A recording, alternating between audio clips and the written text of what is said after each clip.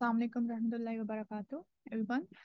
Let's start today's discussion forum. बिस्मिल्लाहिर्रहमानिर्रहीम।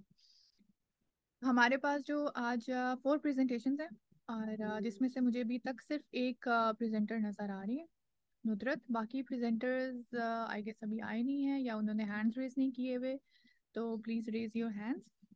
सो let's start with Nudrat then. Please unmute. अस्सलाम। वालेकुम अस्सलाम।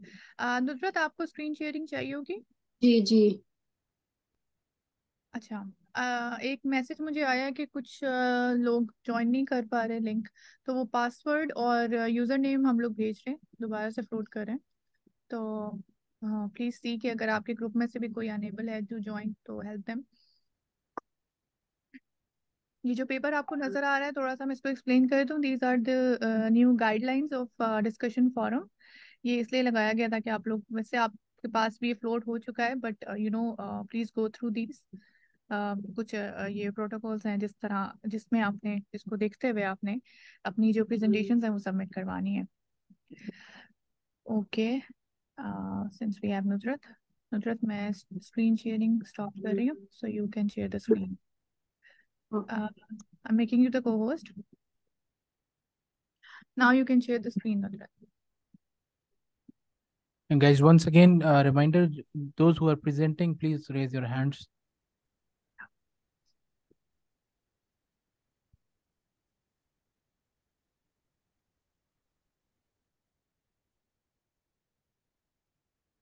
मैं स्टार्ट करूं? Yes, please, Nudrat. Okay. Today's topic is to discuss the ideologies of Quraysh. Quraysh में ऐसा क्या था कि जो उनको इस्लाम से जिस चीज ने उनको दूर रखा। कुरैश एक्चुअली एक कबीले का नाम था जो मक्का में आबाद थे, और जिनके बारे में नबी सल्लल्लाहु अलैहि वसल्लम ने फरमाया कि खयारु कुरैशिन खयारुन नास, the best of the Quraysh are the best of the mankind, व शिरारु कुरैशिन शिरारुन नास, and the worst of the Quraysh are the worst of the mankind. Why it is so, क्यों कुरैश के जो थे कुछ लोग वो दुनिया के बेहतरीन लोग बन गए और कुछ जो थे वो दुनिया के बदतरीन लोग बन गए। ऐसा कुरैश में ऐसा क्या था कि उनकी जो मेहमान नवाजी थी और जो सखावत थी वो तो पूरे अरब में मशहूर थी, लेकिन उन्होंने अपने ही लोगों को क्यों 3 साल के लिए एक घाटी में मैसूर कर दिया, उनके साथ सोशल बाइकआउट कर दिया? कि ऐसा क्या हो गया था उनको जो हर कबीले का बुत तो उन्होंने मक्का में रखा हुआ था, लेकिन अपने भतीजे के दीन को क्यों नहीं कबूल कर सके? इस चीज को समझने के लिए कुरैश को समझना पड़ेगा। कुरैश एक ऐसा कबीला था जो मक्का में आबाद था, जिसके बारे में हजरत इब्राहीम अलैहिस्सलाम ने जिसकी जमीन की खुशहाली और रिस्क के लिए दुआएं की थी, जिसकी वजह से उनको उनके पास सारी खुशहाली थी और मक्का में सब कुछ था। ऐसा क्यों कबीला जो कुरैश था वो उसकी इब्तिदा कैसे हुई? नबी सल्लल्लाहु अलैहि वसल्लम के 4 फादर्स में से एक शख्स थे कुसई बिन किलाब। कुसई बिन किलाब जो थे वो मक्का में आके आबाद हुए, और यहाँ पे जो एक कबीला था जिस भी तरह से उनकी शादी हुई वहां पे एक औरत से, तो उन्होंने सोचा उस वजह से उनको खाना काबा की मतवलियत मिल गई। उन्होंने सोचा कि जो भी अरब के मुंतशिर लोग हैं उन सबको इकट्ठा किया, मक्का में एक कबीला आबाद किया जिसका नाम कुरैश था। अब कुसई बिन कलाब के 2 बेटे थे, अब्दुद्दार और अब्द मुनाफ, और मुनाफ के आगे से 4 बेटे थे, हाशिम, नौफिल, मुत्तलिब और अब्दुल शम्स। जो हाशिम थे उन्होंने पूरे इस एरिया का जायजा लिया। मक्का के इर्द गिर्द हर तरफ तिजारत हो रही थी, और उस टाइम पे पर्शियन एम्पायर जो थी उसका तसल्लुत कायम था तिजारत पे। उन्होंने जो कुरैश थे, क्योंकि इनके पास खाना काबा की मतवलियत थी, तो हर जगह जो बाकी कबाइल थे वो इनको इज्जत से देखते थे, सिर्फ खाना काबा के केयर टेकर होने की वजह से। कोई इनके काफिलों को लूटता नहीं था, कोई इनसे टैक्स नहीं लेता था, लड़ता नहीं था। तो इनको जो थी ना, ये इस लिहाज से प्रायोरिटी थी इस पूरे एरिया में। हाशिम ने इसी बात का जो है फायदा उठाते हुए अ, सोचा कि क्यों ना सबसे तिजारत की जाए और इर्द गिर्द के लोगों से रवाबित कायम किए जाए। उन्होंने अपने साथ अपने 3 भाइयों को मिलाया, और नौफिल को जो है वो इराक और पर्शियन एम्पायर की तरफ भेजा, मुत्तलिब को यमन और इथोपिया में अब्दुल शम्स को, और खुद जो थे वो सीरिया जाते थे। और उन्होंने इस तरीके से एक तिजारती काफिले का बंदोबस्त किया कि 6 मंथ्स के लिए जो थे वो नॉर्थ में जाते तिजारत करने, और वही काफिला मक्का आता और फिर वहां से साउथ में, यमन में और दूसरे एरियाज में जाते, और सारा साल जो है वो तिजारत होती रहती। अब पहले जो थे वो लोग इनको खाना काबा की वजह से इनको फजीलत देते थे। अब दूसरी चीज ये हो गई कि हाशिम ने खाना काबा को तिजारत का मरकज भी बना दिया। अब इनके पास दो प्रायोरिटीज आ गई, they have all the political and business power. इसी चीज ने उनको जो था ना वो इस्लाम से रोका।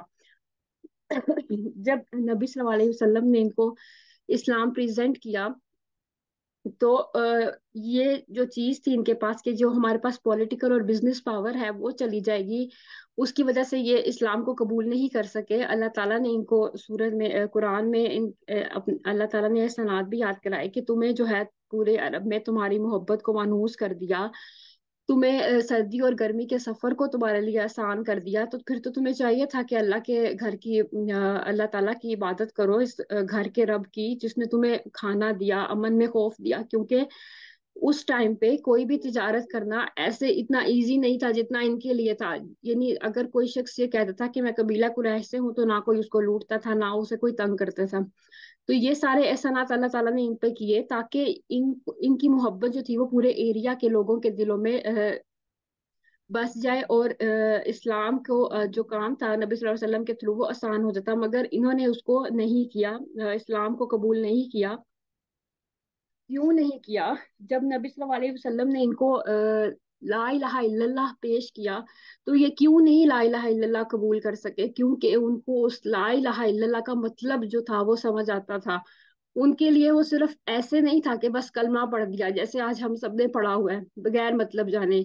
उनको पता था कि जब ला इलाहा कहेंगे तो हमें अपने सारे खाना काबा से जो बुत हैं उनको निकालना पड़ेगा। उनको निकालने का मतलब है दूसरे कबाइल से लड़ाई, और लड़ाई का अल्टीमेट नतीजा क्या है? अपनी तिजारत खत्म और अपना सब कुछ खत्म करना पड़ेगा। और हमें जो एक तो हमें जो खाना काबा की सरदारी मिली है वो जाएगी, और दूसरा जो है हमारा बिजनेस खत्म हो जाएगा। जो एक तो बुतों के थ्रू बिजनेस करते थे, और दूसरा उनके साथ जो उनके रिलेशंस थे दूसरे कबीलों के साथ वो भी खत्म होते थे। इसलिए उनको ला इलाहा इल्लल्लाह कहना इतना मुश्किल लगा।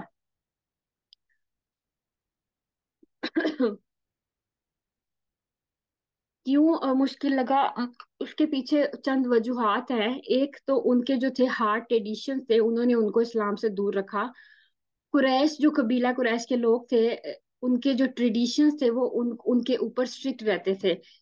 जो हार्ड ट्रेडिशंस होते हैं, एक उनका पॉजिटिव फंक्शन होता है, एक नेगेटिव। जो पॉजिटिव फंक्शंस थे, नबी सल्लल्लाहु अलैहि वसल्लम ने उन्हीं पॉजिटिव फंक्शंस को यूज करके पूरे अरब में इस्लाम को फैलाया। जो जिन लोगों के हार्ट ट्रेडिशंस का पॉजिटिव फंक्शन से वर्क लिया, उसमें एक हजरत उमर की मिसाल हमारे सामने है। वो भी इन्हीं कबीला कुरैश में से थे, लेकिन उन्होंने उन्हीं हार्ट ट्रेडिशंस के पॉजिटिव फंक्शन को यूज किया। लेकिन जो अबू लहब और अबू जहल दूसरी तरफ थे, वो उन्होंने अपने नेगेटिव फंक्शंस को यूज किया। और इस्लाम कबूल ना करने की उन्होंने रीजंस ढूंढ ली कि हम इस्लाम पीछे एक ही बड़ी रीजन थी कि उनको अपनी बिजनेस और पॉलिटिकल पावर चाहिए थी। मगर उसको जस्टिफाई करने के लिए उन्होंने डिफरेंट जो है ना वो तरीके ढूंढे। ये पहले एक ये था कि कहते हैं कि जब हम अगर हमने जो है ना अपने बाप दादा के दीन को छोड़ छोड़ नहीं सकते हम। कुरान में अल्लाह ताला ने उनके बारे में फरमाया कि वाइजा क़ीला लहुम तबियु मा अंज़लल्लाहु क़ालू बल नत्तबिउ। जब उनसे कहा जाता है कि उसकी फॉलो करो जो अल्लाह ने नासिल किया, तो कहते हैं कि हम तो उसी को फॉलो करेंगे जिसपे हमने अपने बाप दादा को पाया। अगरचे उनके बाप दादा कुछ भी अकल ना रखते हो, ना ही वो सीधे रास्ते पे हो। तो अगर ये बात होती कि जैसे वो रीजन दे रहे हैं कि जो हमारे बाप दादा का दीन है हम वो नहीं छोड़ सकते, तो फिर उनके जो बाप दादा में तो हजरत इब्राहिम भी आते हैं, फिर वो उनका दीन क्यों नहीं उन्होंने एक्सेप्ट किया? ये सिर्फ जो थी ना वो एक उन्होंने एक्यूज बना ली थी इस्लाम को कबूल ना करने की, कि हमारे बाप दादा का दीन जो था हम उसी पे रहेंगे। हालांकि बाप दादा का दीन हजरत इब्राहिम अगर देखते तो हजरत इब्राहिम हनीफ थे, वो मुशरिक नहीं थे। फिर उन्होंने क्यों नहीं माना? आज हम भी अपनी गुनाह को ना इसी तरह कवर देते हैं। कि ये हमारे बाप दादा की तरफ से आ रहा है, यानी जो चीज हमने नहीं करनी होती ना, उस पे दूसरों का नाम लगा देते हैं कि ये मैं काम इसलिए नहीं कर रही क्योंकि ये मेरे घर पे ऐसे होता है, या लोग क्या कहेंगे। इस तरह के कवर हमने भी ढूंढे हुए हैं इस्लाम को फॉलो ना करने के। दूसरा उन्होंने क्या तरीका जो था वो निकाला, बहाना, कि हमें तो पीस चाहिए पूरे अपने अरब में, हम किसी से लड़ नहीं सकते। कुरान में अल्लाह ताला ने उन्हीं के बारे में इरशाद फरमाया कि जब उनसे कहा जाता है कि हदायत की पैरवी करो, तो कहते हैं कि हम तो उठा लिए जाएंगे, यानी हम किडनैप कर लिए जाएंगे। जैसे कि दूसरे कबाइल के लोग जो थे वो तिजारत इस तरह नहीं कर सकते थे जिस तरह ये करते थे, क्योंकि वो रास्ते में उनको लूट लिया जाता था। तो कहते थे कि अगर हमने इस्लाम कबूल कर लिया तो हमारे साथ भी वही होगा, हम उठा लिए जाएंगे। हालांकि अल्लाह ताला ने कुरान में फरमा दिया था कि उनको अमन में खौफ अल्लाह नहीं दिया था, अगर वो सोचते तो क्यों उनके लोग उनसे उनको क्यों नहीं चोरी उनके करते थे उनके माल को, क्योंकि वो कुरैश कबीला से ताल्लुक रखते थे और अल्लाह ताला ने उनको पहले ही सेफ्टी दी थी। मगर उनको ये डर था कि पता नहीं हमारे साथ क्या हो जाएगा, हमने अगर इस्लाम कबूल कर लिया तो हमें ये जो है ना हमारी सिक्योरिटी खत्म हो जाएगी, इसलिए हम नहीं इस्लाम कबूल कर सकते, हमें जो है ना वो पीस चाहिए। और अगर इसी चीज को अगर हम आज अपने साथ कंपेयर करें तो हम भी यही करते हैं। हमने भी अपनी पाकिस्तान की सरजमीन जो थी ना वो इस्तेमाल होने दी दूसरे मुसलमानों के खिलाफ, क्योंकि हमें पाकिस्तान में पीस चाहिए था। अगर उस टाइम पे कुरैश ये सोचते हैं और अगर हम ये सोचते कि असली जो पीस है वो तो अल्लाह ताला ने देना है, सुप्रीम पावर तो अल्लाह ताला है, तो फिर शायद सिनेरियो डिफरेंट होता उस टाइम कुरैश का भी और आज जो है वो हमारे पाकिस्तान का भी। मगर हम जो है ना शैतान की बातों में आ जाते हैं और अल्लाह को सुप्रीम पावर समझने की बजाय दूसरों को सुप्रीम पावर समझना शुरू कर देते हैं। एक और बहाना ढूंढते थे कि हम इस्लाम कबूल इसलिए नहीं कर सकते, इसलिए हम आपको नहीं मानेंगे क्योंकि आप जो है वो एक इंसान रसूल हैं।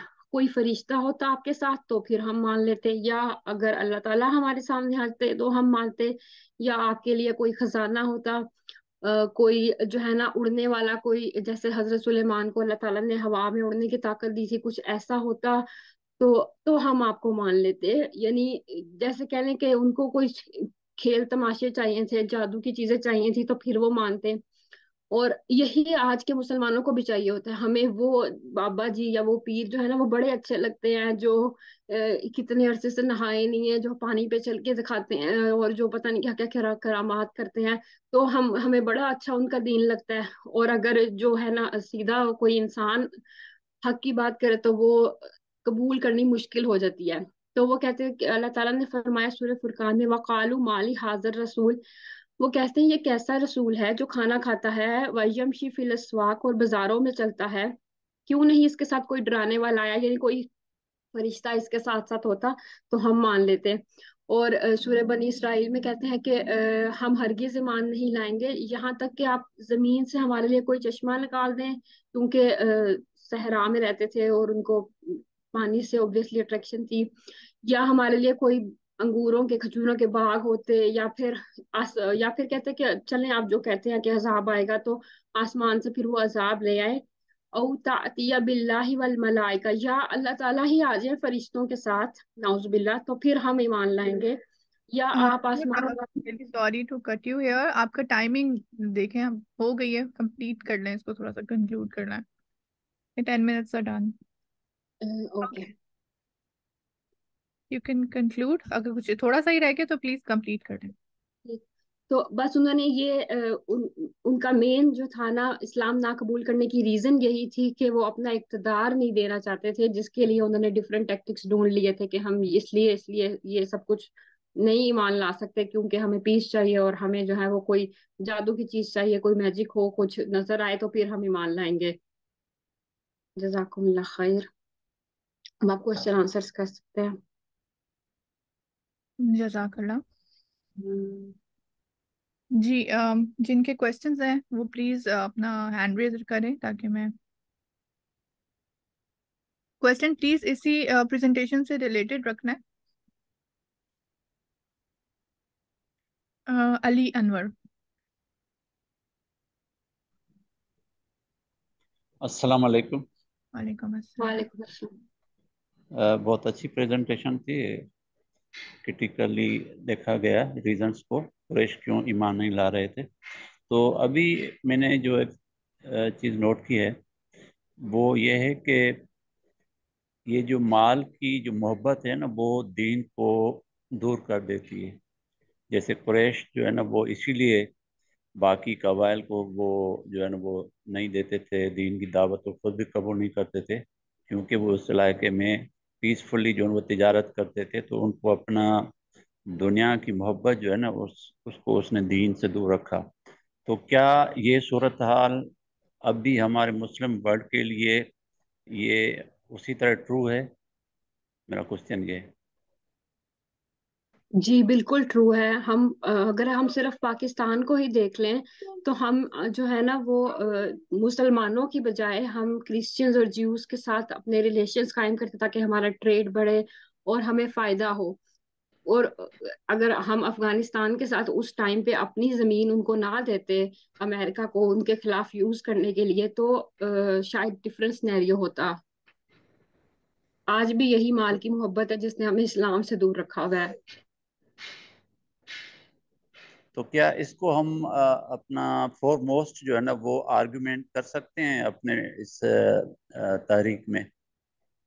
इससे क्या हमारी मुस्लिम उम्मा जो है ना वो अट्रैक्ट हो जाएगी? जी हम कोशिश तो कर सकते हैं ना कि अगर जब अल्लाह ताला ने माल देना है, अल्लाह ने वादा किया है कि सबका रिस्क अल्लाह के जिम्मे है, तो फिर हम क्यों दूसरों की तरफ डरते हैं और उनसे अट्रैक्ट हो जाते हैं। जज़ाकल्लाह खैर। Next question, Fatima Akhtar. Assalamu alaikum. वालेकुम सलाम। My name is Fatma Akhtar. I'm from Delhi. My question is kids. जब हम बच्चों को इस्लाम के अकॉर्डिंग रेस करना चाहते हैं, जैसे सहाबा इकराम की तरह या सीरा में जैसे हम पढ़ते हैं उस तरह से, तो जैसा कि आपने बताया कुरैश ने कवर लगा रखे थे बहुत सारे, तो हमारे ऊपर हम्म। फैमिली बहुत प्रेशर होता है कि इस तरह से आपको बच्चों को नहीं बताना, इस तरह से नहीं करना, जैसे हमने किया ऐसे करो, ऐसे हमारे घर में नहीं होता, ऐसे हमारी सोसाइटी में नहीं होता। तो उसके लिए मैं देखती हूँ मुझे रोज ही जंग करनी होती है अपने घर में।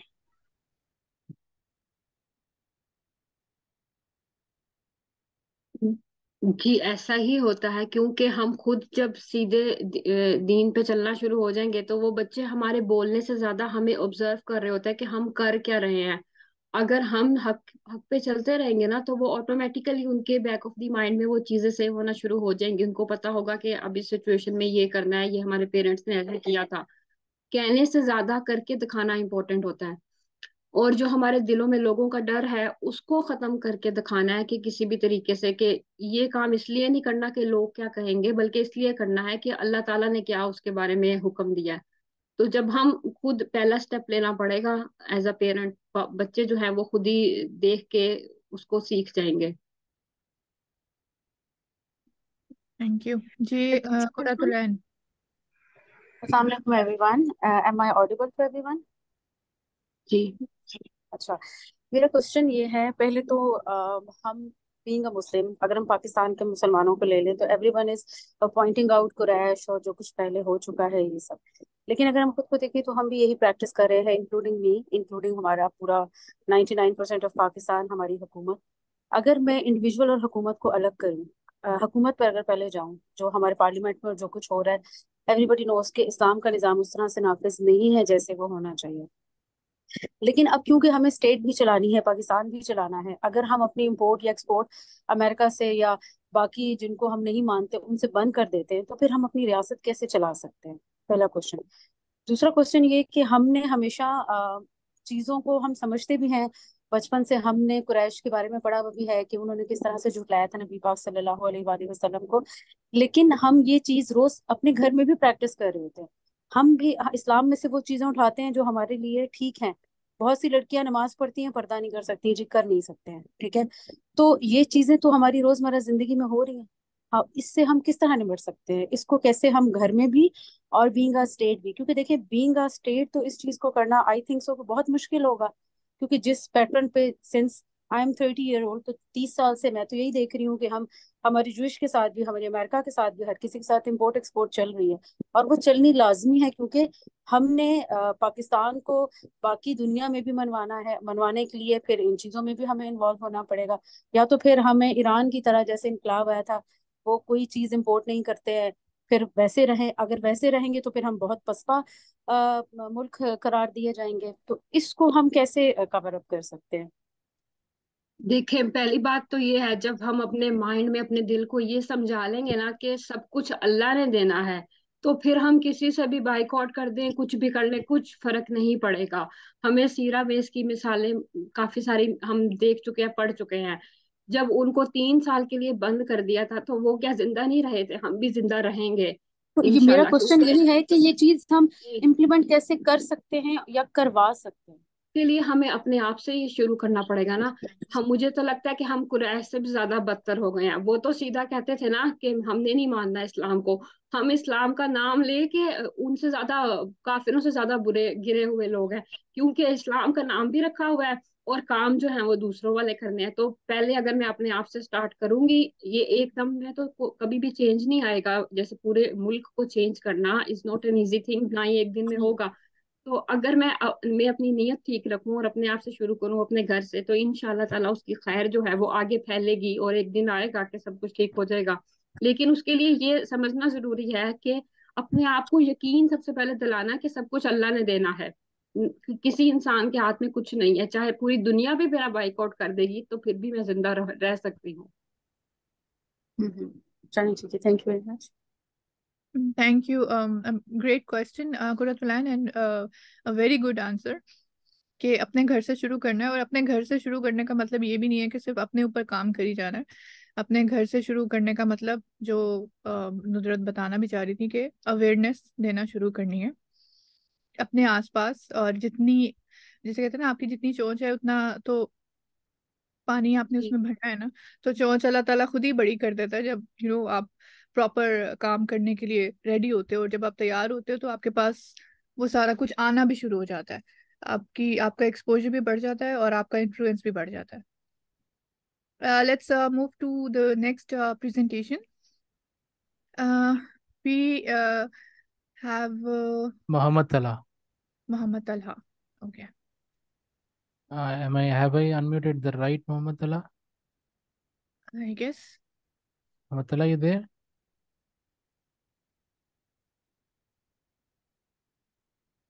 काइंडली अपने कैप्टन का भी नंबर लिखें आगे। 203 है ना हमारे पास जो प्रेजेंटेशन है। जस्ट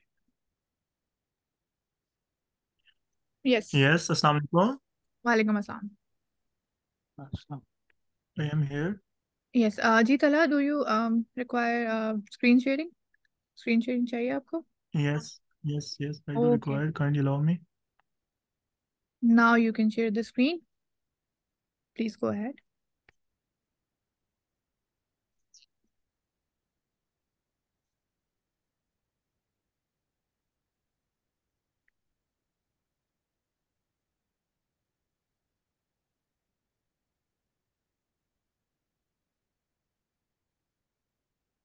Screen share हो गई मेरी? यस यस यस, हो रही है।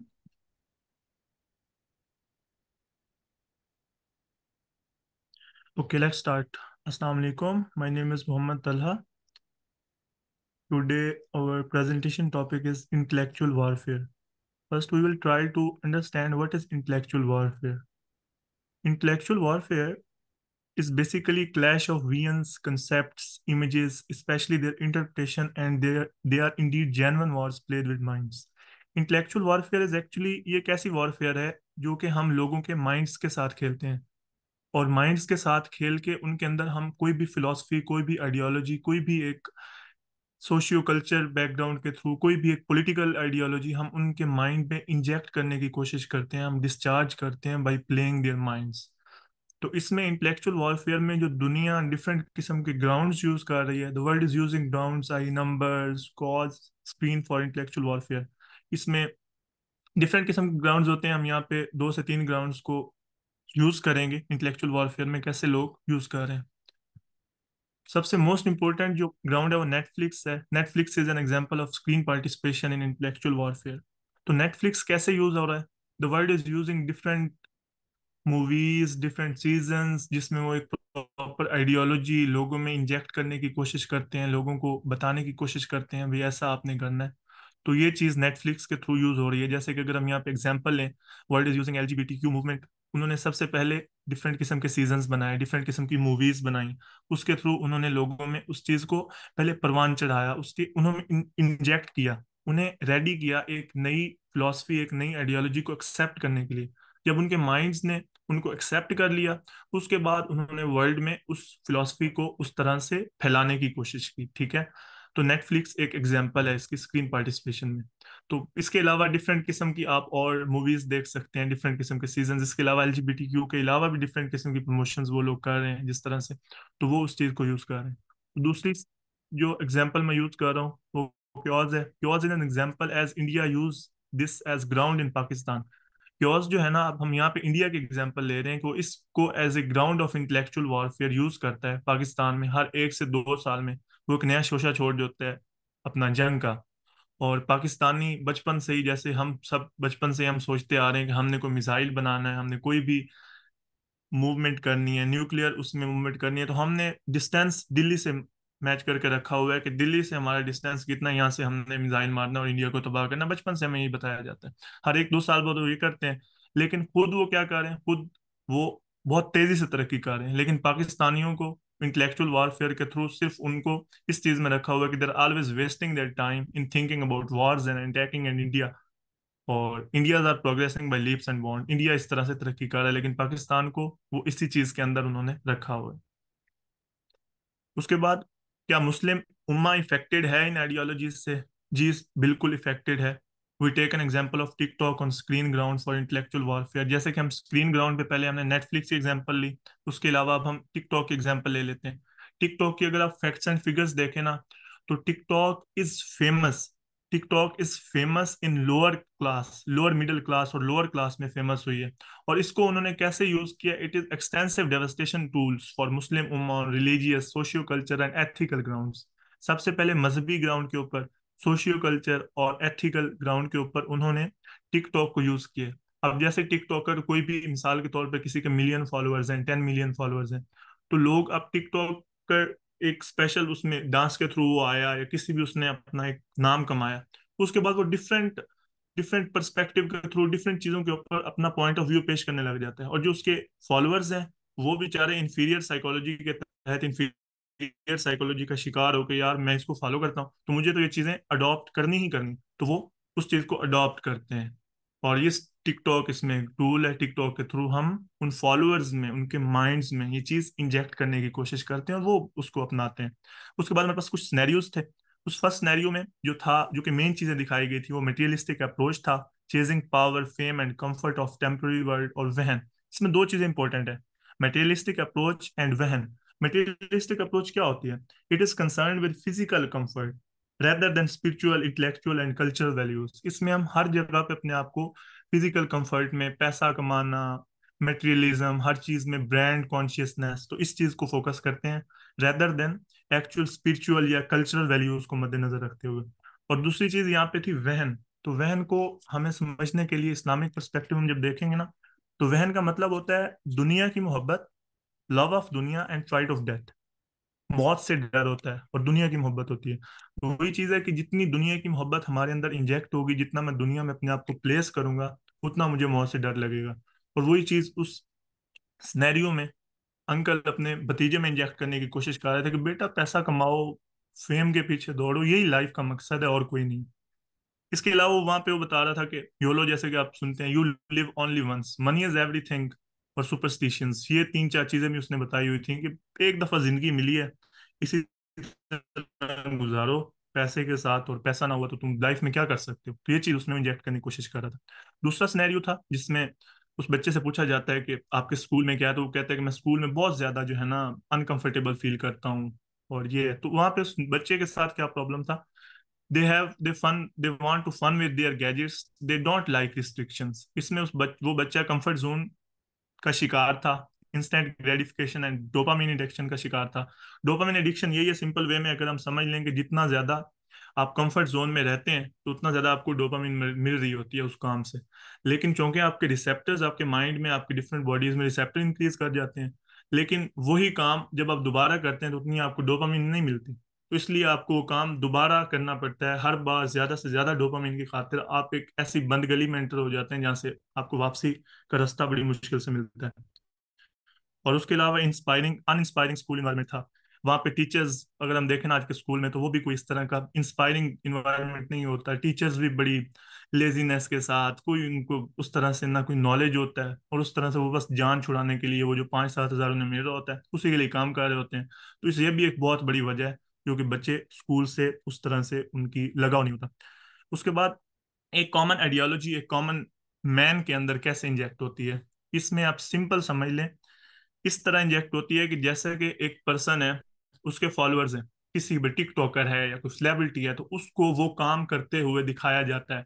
किसी किसी ने कोई शर्ट की मार्केटिंग करनी है, किसी भी चीज की मार्केटिंग करनी है, हम परफ्यूम की मार्केटिंग करनी है या अदर किसी और उसकी, तो वो काम उसको करते हुए दिखाया जाता है। जो सामने वाले उसके फॉलोअर्स होते हैं वो बेचारे सबसे पहले इंफीरियर साइकोलॉजी का शिकार होते हैं, यार मैंने ना किया ना तो लोग क्या सोचेंगे।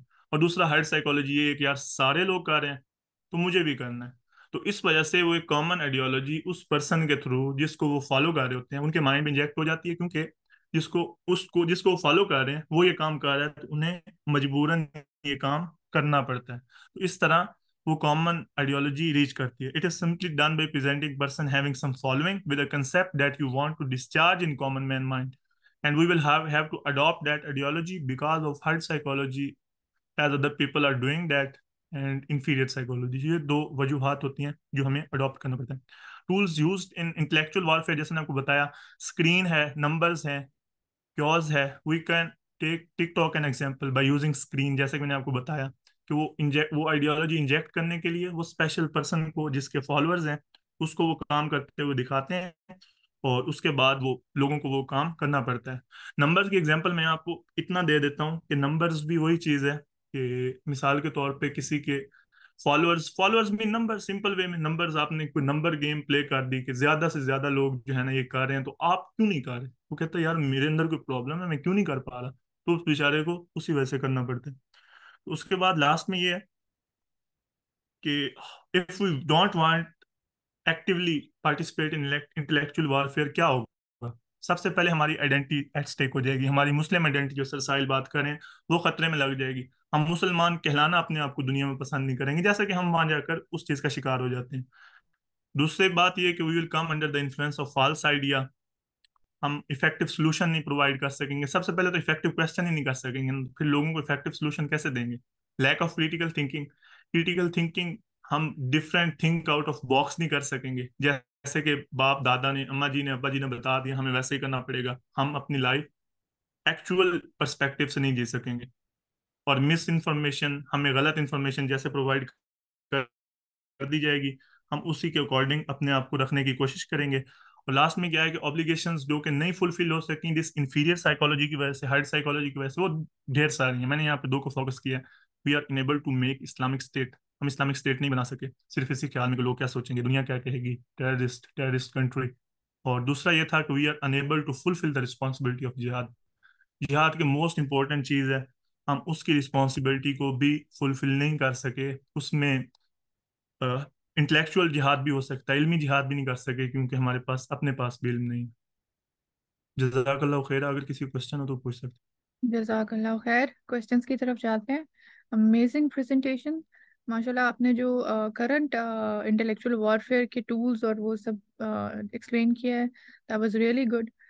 क्योंकि नेटफ्लिक्स जैसे आपने उसमें ऐड किया है, आई डोंट थिंक कि किसी ने भी नेटफ्लिक्स को एज एन इंटेलेक्चुअल वॉरफेयर देखा होगा, या देखा भी होगा तो कम लोगों ने देखा होगा। बट अगर आप उसको उसके अंदर देखना शुरू करेंगे, अब उसको उस सेंस से या उस व्यू पॉइंट से, तो एवरीबडी वुड नो कि how Netflix is in intellectual warfare का पार्ट। So it's a great edition. Questions की तरफ चलते हैं। We have Khalid Shirazi. अस्सलाम वालेकुम जी। वालेकुम अस्सलाम। वालेकुम अस्सलाम। चलो जी, आपने बहुत अच्छी प्रेजेंटेशन दी है और माशाल्लाह काफी अच्छा विजन ओपन किया। मुझे थोड़ा सा ये है कि पाकिस्तान का बारे में आपने कहा है कि इंडिया ये विजन देता है कि जी पाकिस्तान मुंबई पे अटैक जारी रखे या उसी पे फोकस करे और खुद वो आईटी इंडस्ट्री और उस चीज में बहुत एक्सेल कर गया। तो पहला तो मेरा क्वेश्चन ये है कि इस बात को थोड़ा सा देख लें, क्या हमारी कौम में ये वाकई यही वजह है? क्योंकि मेरे ख्याल में तो इससे चेंज बात है।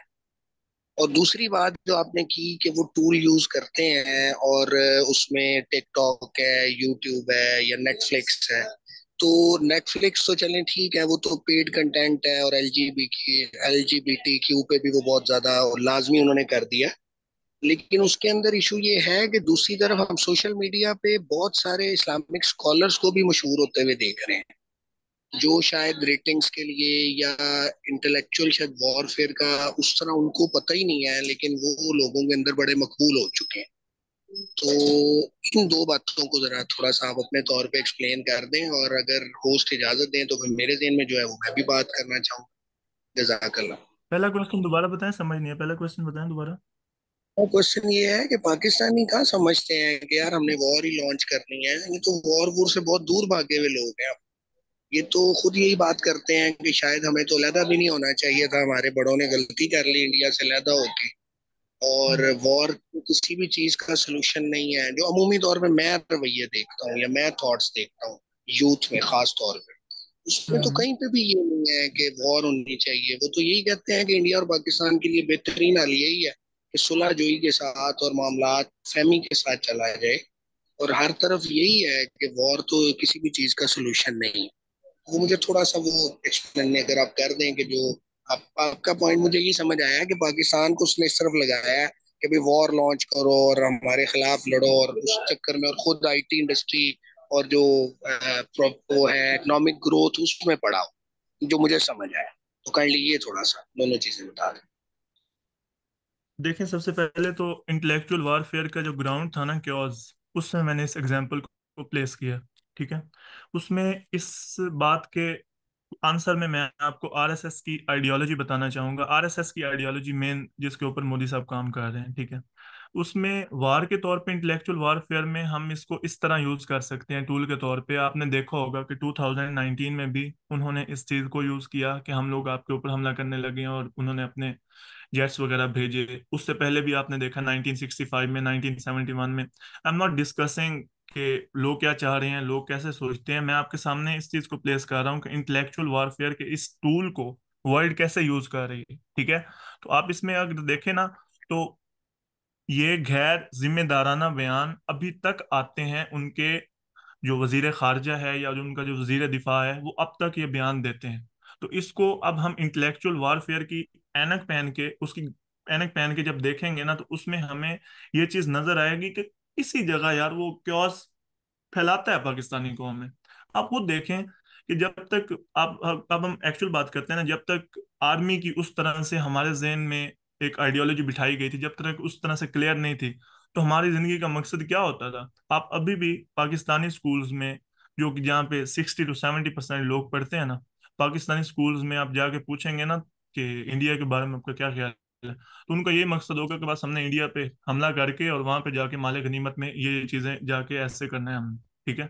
Not talking about 5 to 10 schools, जो कि 5-10% स्कूल्स जो कि अच्छे से काम करें, उनके अलावा उनके बारे बात नहीं कर रहा, जो कि मेजोरिटी की बात कर रहा हूँ, तो मेजोरिटी को फोकस कर रहे हैं ना। तो मैं उस एंगल से आपको बताने की कोशिश कर रहा था कि वो इस तरह करते हैं। और इसमें फिर हमारी इंफीरियर साइकोलॉजी भी है, ये बात आपकी किसी हद तक ठीक है कि हमने भी अपने आप को उसी जगह प्लेस किया हुआ है कि हम भी उससे ज्यादा सोच नहीं पा रहे। हम भी ने भी अपने आप को इंटेलेक्चुअल सुपीरियर नहीं किया, हमारे जहन भी उसी तरह चलता है। और इसलिए मैंने इस चीज को यूज किया। दूसरी जो आपने इस्लामिक स्कॉलर्स की बात की ना, जो कि इस्लामिक स्कॉलर्स जो कि इंटेलेक्चुअल बात नहीं करते, लेकिन फिर भी वो मुसलमान यूथ में उस तरह से फिर फैल रहे हैं, उसकी दो रीजन मैं आपको बताऊंगा। ठीक है। पहली रीजन जो है ना, वो ये है कि उसमें वो एक चीज बताते हैं जिसमें lack of physical activity, lack of उस तरह से इस्लामिक पार्टिसिपेशन नहीं है। वो मोस्टली जो फैल रहे हैं ना दुनिया में, या यूथ में जो फैल रहे हैं, वो दर्स इस चीज का दे रहे हैं कि आपने सबसे पहले अपने आप को ठीक करना है। अपने आप को ठीक करने की कोशिश करनी है, आपको दुनिया का अपने कोई नहीं ठेका ठुका लेना, अपने आप को ठीक करने की कोशिश करनी है, ठीक है। दूसरी चीज जो है, एक मुसलमान नौजवान के पास इल्म नहीं है, मेरे पास इल्म नहीं है, मेरे क्लास फेलोज, मैं एक मेडिकल कॉलेज में हूँ ना, अपने क्लास फेलो से आके पूछ लें कितना है कि आपके पास नॉलेज है इल्म में।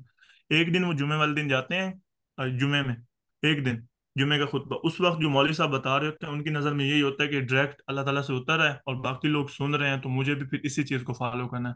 इसलिए वो एक, जैसा सर साहिल साहब एक वर्ड यूज करते हैं, डिसहोनेस्ट का शिकार है, डिसोनेंस का शिकार है बजाते खुद। वो अपने जहन में बात समझ रहे हैं कि मैं ठीक कर रहा हूँ, लेकिन वो डिसोनेंस का शिकार है। लोगों को देख के भी मौलवी साहब भी बात कर रहे हैं तो ये तो डायरेक्ट अभी जिब्रील ने आके ने बताया और ये ऐसे ही मैं बता रहे हैं। तो इसमें ये दो पॉइंट्स मैं इस तरह से अगर आपको समझा पाया हूँ। Yeah, that's a good answer, Mohammad अला। और जहाँ तक फैक्ट्स की बात है, जिन्होंने भी क्वेश्चन किया था उनको एक चीज क्लियर, जब whenever कौन मार प्लीज म्यूट रखें। जब भी आपने कभी भी अपना कोई एविडेंस या कोई फैक्ट्स आपने प्रेजेंट करने हैं तो बगैर रिसर्च के प्रेजेंट नहीं करने।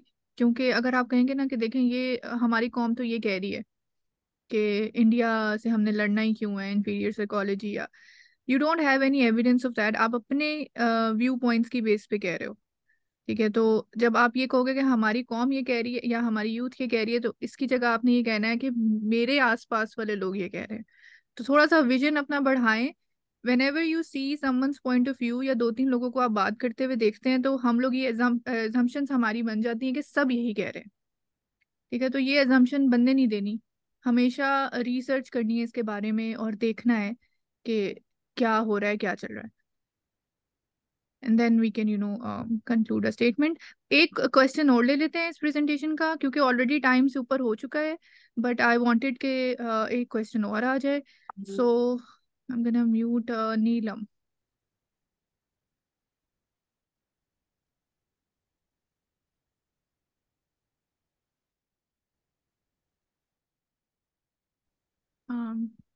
Is not here. Okay, Fariha. अस्सलाम वालेकुम रहमतुल्लाह। वालेकुम अस्सलाम। जज़ाकल्लाह, बहुत अच्छी प्रेजेंटेशन थी आपकी।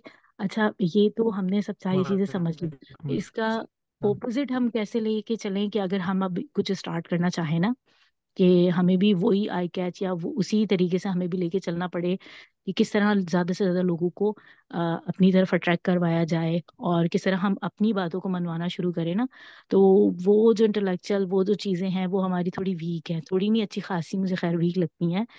कि इस तरफ कहा जाता है कि ऐसी चीजें जिसकी तरफ यूथ करीब आए, जिन चीजों से यूथ अट्रैक्ट होती है या सच को समझने में आसानी होती है, तो वहां पर हमारे यहाँ जैसे दीनी स्कॉलर बोलते हैं कि नहीं नहीं इधर नहीं जाना, ये गुनाह का काम है, ये यहाँ पर ज्यादा बुराई है। तो हम इस चीज को किस तरह पलट कैसे सकते हैं? ये गेम हम, अगर हमें इस चीज की कुरान की समझ आ रही है, तो हम इस गेम को अगर पलटना चाहें तो वो पलटे कैसे?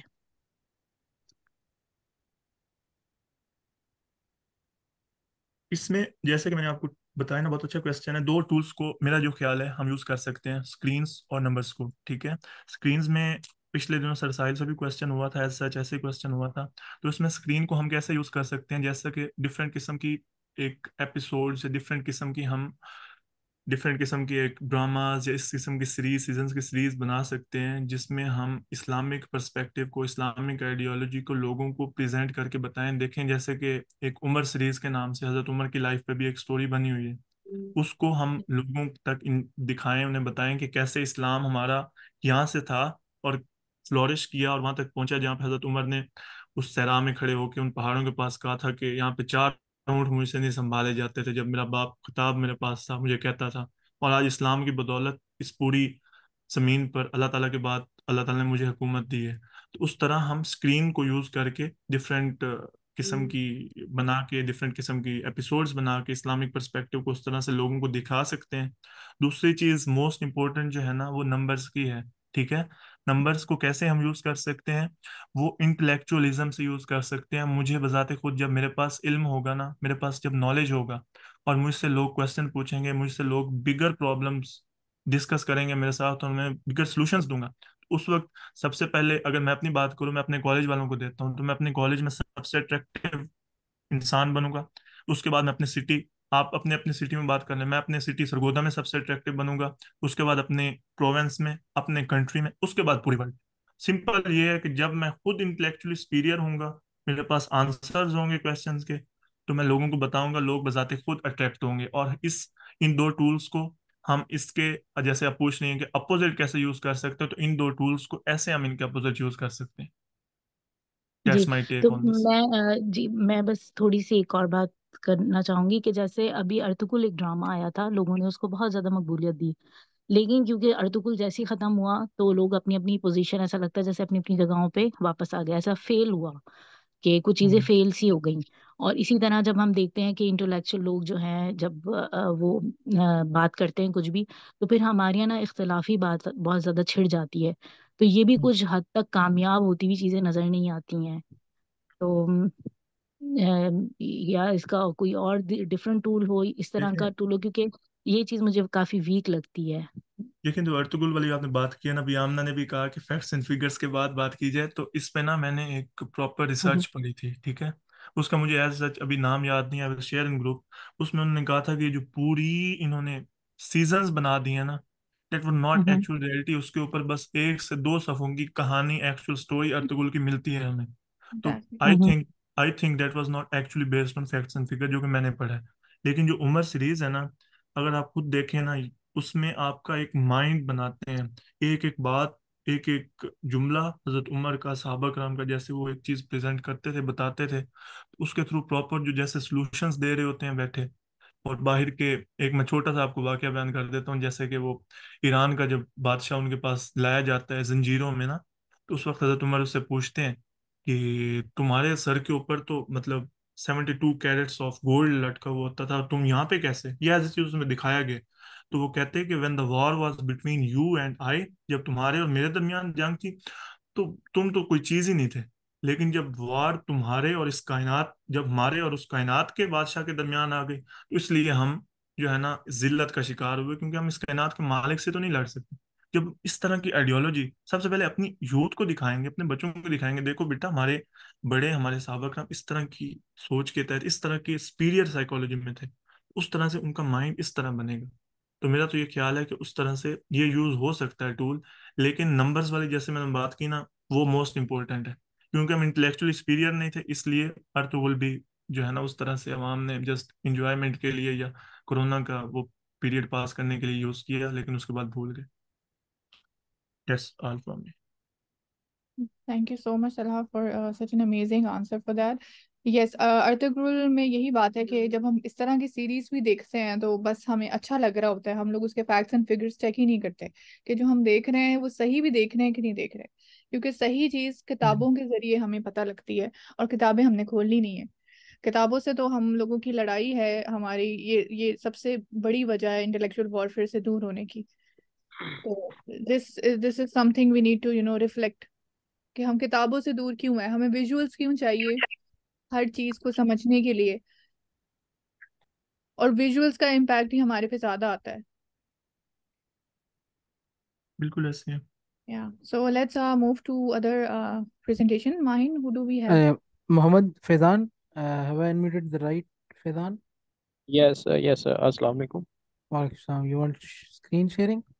Yes, I want to share screen. Brilliant. Yeah, कर सकते हैं आप. yes, now you can share the screen.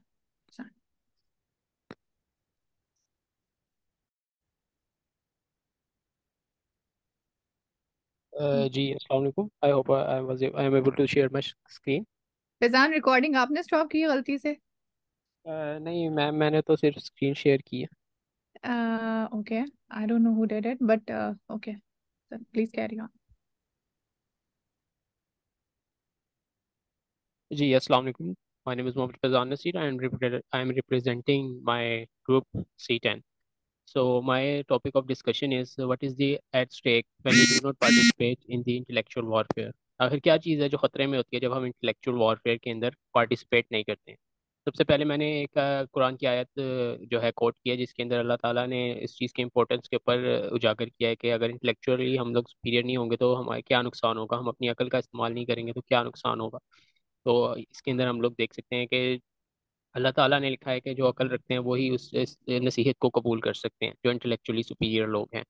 इसके बाद मैंने और ज़्यादा वजाहत की है कि आखिर इंटेलेक्चुअल वारफेयर है क्या और इंटेलेक्चुअल लफ्ज़ का मतलब क्या है। तो जैसे कि मेरे जो प्रीवियस जो जिन्होंने प्रेजेंट किया उन्होंने बताया कि इंटेलेक्चुअलिज्म क्या चीज़ है। इंटेलेक्चुअलिज्म असल में क्रिटिकल थिंकिंग है और रिसर्च है और रिफ्लेक्शन है अपनी इमेज का सोसाइटी के ऊपर। और इंटेलेक्चुअल वॉरफेयर जो है वो असल में जो है किसी भी कॉन्सेप्ट, विजन या जो है तसव्वुरात का आपस में टकराव है। और ये एक जेन्युइन वॉरफेयर है। जिस तरह हम बंदूकों या पिस्तौलों से कोई जंग करते हैं, इसी तरह जो है ये इंटेलेक्चुअली भी जो जंग है वो भी की जाती है। और इस जंग का जो इफेक्ट है वो आपकी दूसरी फिजिकल वॉरफेयर के ऊपर भी होता है। तो इस चीज़ को हम लोगों को अंडर कंसिडरेशन रहना चाहिए। इसके बाद जो है हिस्टोरिकल बैकग्राउंड के अंदर मैंने जो है एक एग्जांपल जो साहिल लतीफ़ साहब ने दी थी मेम्फिस थिएटर की, जो अलेक्जेंडर ने किए थे यहूदियों के खिलाफ। इसके अलावा मैंने एग्जांपल इसके अंदर डाली है रोमन एम्प्रेस, जब भी कोई उनके ऊपर कोई भी मुश्किल आती थी, जैसे करप्शन होती थी या फिर कोई फूड की शॉर्टेज वगैरह होती थी, तो वो जो है अपने जो रोम में जो है वो ग्लैडिएटर्स गेम कराते थे ताकि लोग जो है इंटेलेक्चुअली डम हो जाए और उनका ध्यान जो है गेम्स के ऊपर लग जाए। जैसा कि हम आजकल भी देखते हैं कि क्रिकेट, फुटबॉल और इस तरह के दूसरे सिनेरियोज होते हैं जिसकी वजह से आवाम को जो है वो डम किया जा सकता है और उसके जो है ध्यान उस साइड पर लगाया जा सकता है, उसकी वजह से वो इंटेलेक्चुअली सोच ही नहीं पाते, जैसा कि अभी हम अपने मुल्क में भी होता हुआ ये देख रहे हैं। इसके अंदर नेक्स्ट जो रिसेंट हिस्ट्री के अंदर अगर हम लोग देखें तो इंटेलेक्चुअल वॉरफेयर जो टू द पॉइंट थी वो थी कोल्ड वॉर के अंदर अमेरिका और रशिया के दरमियान में। उसकी सबसे बड़ी एग्जांपल स्पेस रेस की है। जब स्पेस रेस हुई थी तो उसके अंदर अमेरिका और जो रशिया थे, रूस थे, उन्होंने आपस में जंग की थी कि कौन सबसे पहले जो है चांद या स्पेस के ऊपर जा सकेगा। और उसके बाद जब रशिया ने सबसे पहले स्पेस पे एक अपनी जो है सैटेलाइट भेजी थी, तो पूरे अमेरिका ने अपने तमाम रिसोर्सेज को इस्तेमाल करके कोशिश की थी कि वो चांद के ऊपर जो है अपना पहला कदम रखें। और ये एक इंटेलेक्चुअल सुपीरियोरिटी की निशानी थी। अब हम देखते हैं कि आखिर क्या खतरा क्या है हम लोगों को अगर हम इंटेलेक्चुअली सुपीरियर नहीं होंगे। पीछे हमने पढ़ा कि उसकी अहमियत क्या है। सो सबसे पहले जो चीज़ हम लोग जो कंसीडर नहीं करते वो हमारा अपना ईमान है। जैसा कि इस आयत के अंदर अल्लाह ताला ने फरमाया है कि जो रोशन निशानियां आ चुकी हैं, जो उन लोगों वो लोग जो रोशन निशानियों को नहीं देखते वो ईमान नहीं ला सकते। और इस रोशन निशानियां आखिर हैं क्या? रोशन निशानियां इस आयत में बताई गई हैं कि वो बेशुमार रोशन रोशन निशानियां हैं जो सिर्फ अकल से काम लेने वाले ही देख सकते हैं, जिसके अंदर आसमानों की साख्त है और रात और दिन का पहम एक दूसरे के बाद आने में, और इन तमाम दूसरी निशानियों में छुपा हुआ है कि किस तरह आप ईमान ला सकते हैं। तो अगर हम इन रोशन निशानियों को अपने जहन से नहीं देखेंगे और सोचेंगे तो हम किस तरह से अपने ईमान को जो है पुख्ता कर सकेंगे। दूसरे नंबर पे जो सबसे अहम चीज़ है वो हमारा ईमान ऑफ रिसालत है, जिसके अंदर मैंने द लॉ ऑफ रिस्पेक्ट को कोट किया है, जो कि एक ऐसा लॉ है जिसके अंदर हम लोग नेचुरली उस लीडर को फॉलो करते हैं जो हमें नजर आता है कि हमसे स्ट्रांग और सुपीरियर है। लेकिन सैडली हम लोगों ने हजरत मोहम्मद सल्लल्लाहु अलैहि वसल्लम का जो है उनकी जो सीरत है उसको हमने कभी गौर से पढ़ा नहीं है, इसलिए हम लोगों को लगता है कि वो एक देव वाला ही नाउज़ुबिल्लाह कहानी है जिसके अंदर जो है वो सारा कुछ मौजूदात के जरिए से हो रहा है। जबकि हम लोग हजूर सल्लल्लाहु अलैहि वसल्लम की पॉलिटिकल और उनकी जो दूसरी जो सलाहियत हैं उनको जो है हम लोग अंडर कंसिडरेशन ही नहीं लेते कि वो कितने अच्छे कमांडर भी थे। उसकी वजह से हम ऑटोमेटिकली हमारी जो मेंटली जो स्टेट है वो इस चीज़ को एक्सेप्ट नहीं कर पाती कि वो एक स्ट्रॉन्ग लीडर भी थे। इसलिए जो है हम लोगों को इंटेलेक्चुअली सोचना चाहिए ताकि हम इस खतरे से बच सकें। उसके बाद जो हमारे सबसे इम्पोर्टेंट चीज़ है वो हमारी पॉलिटिकल डिग्निटी है।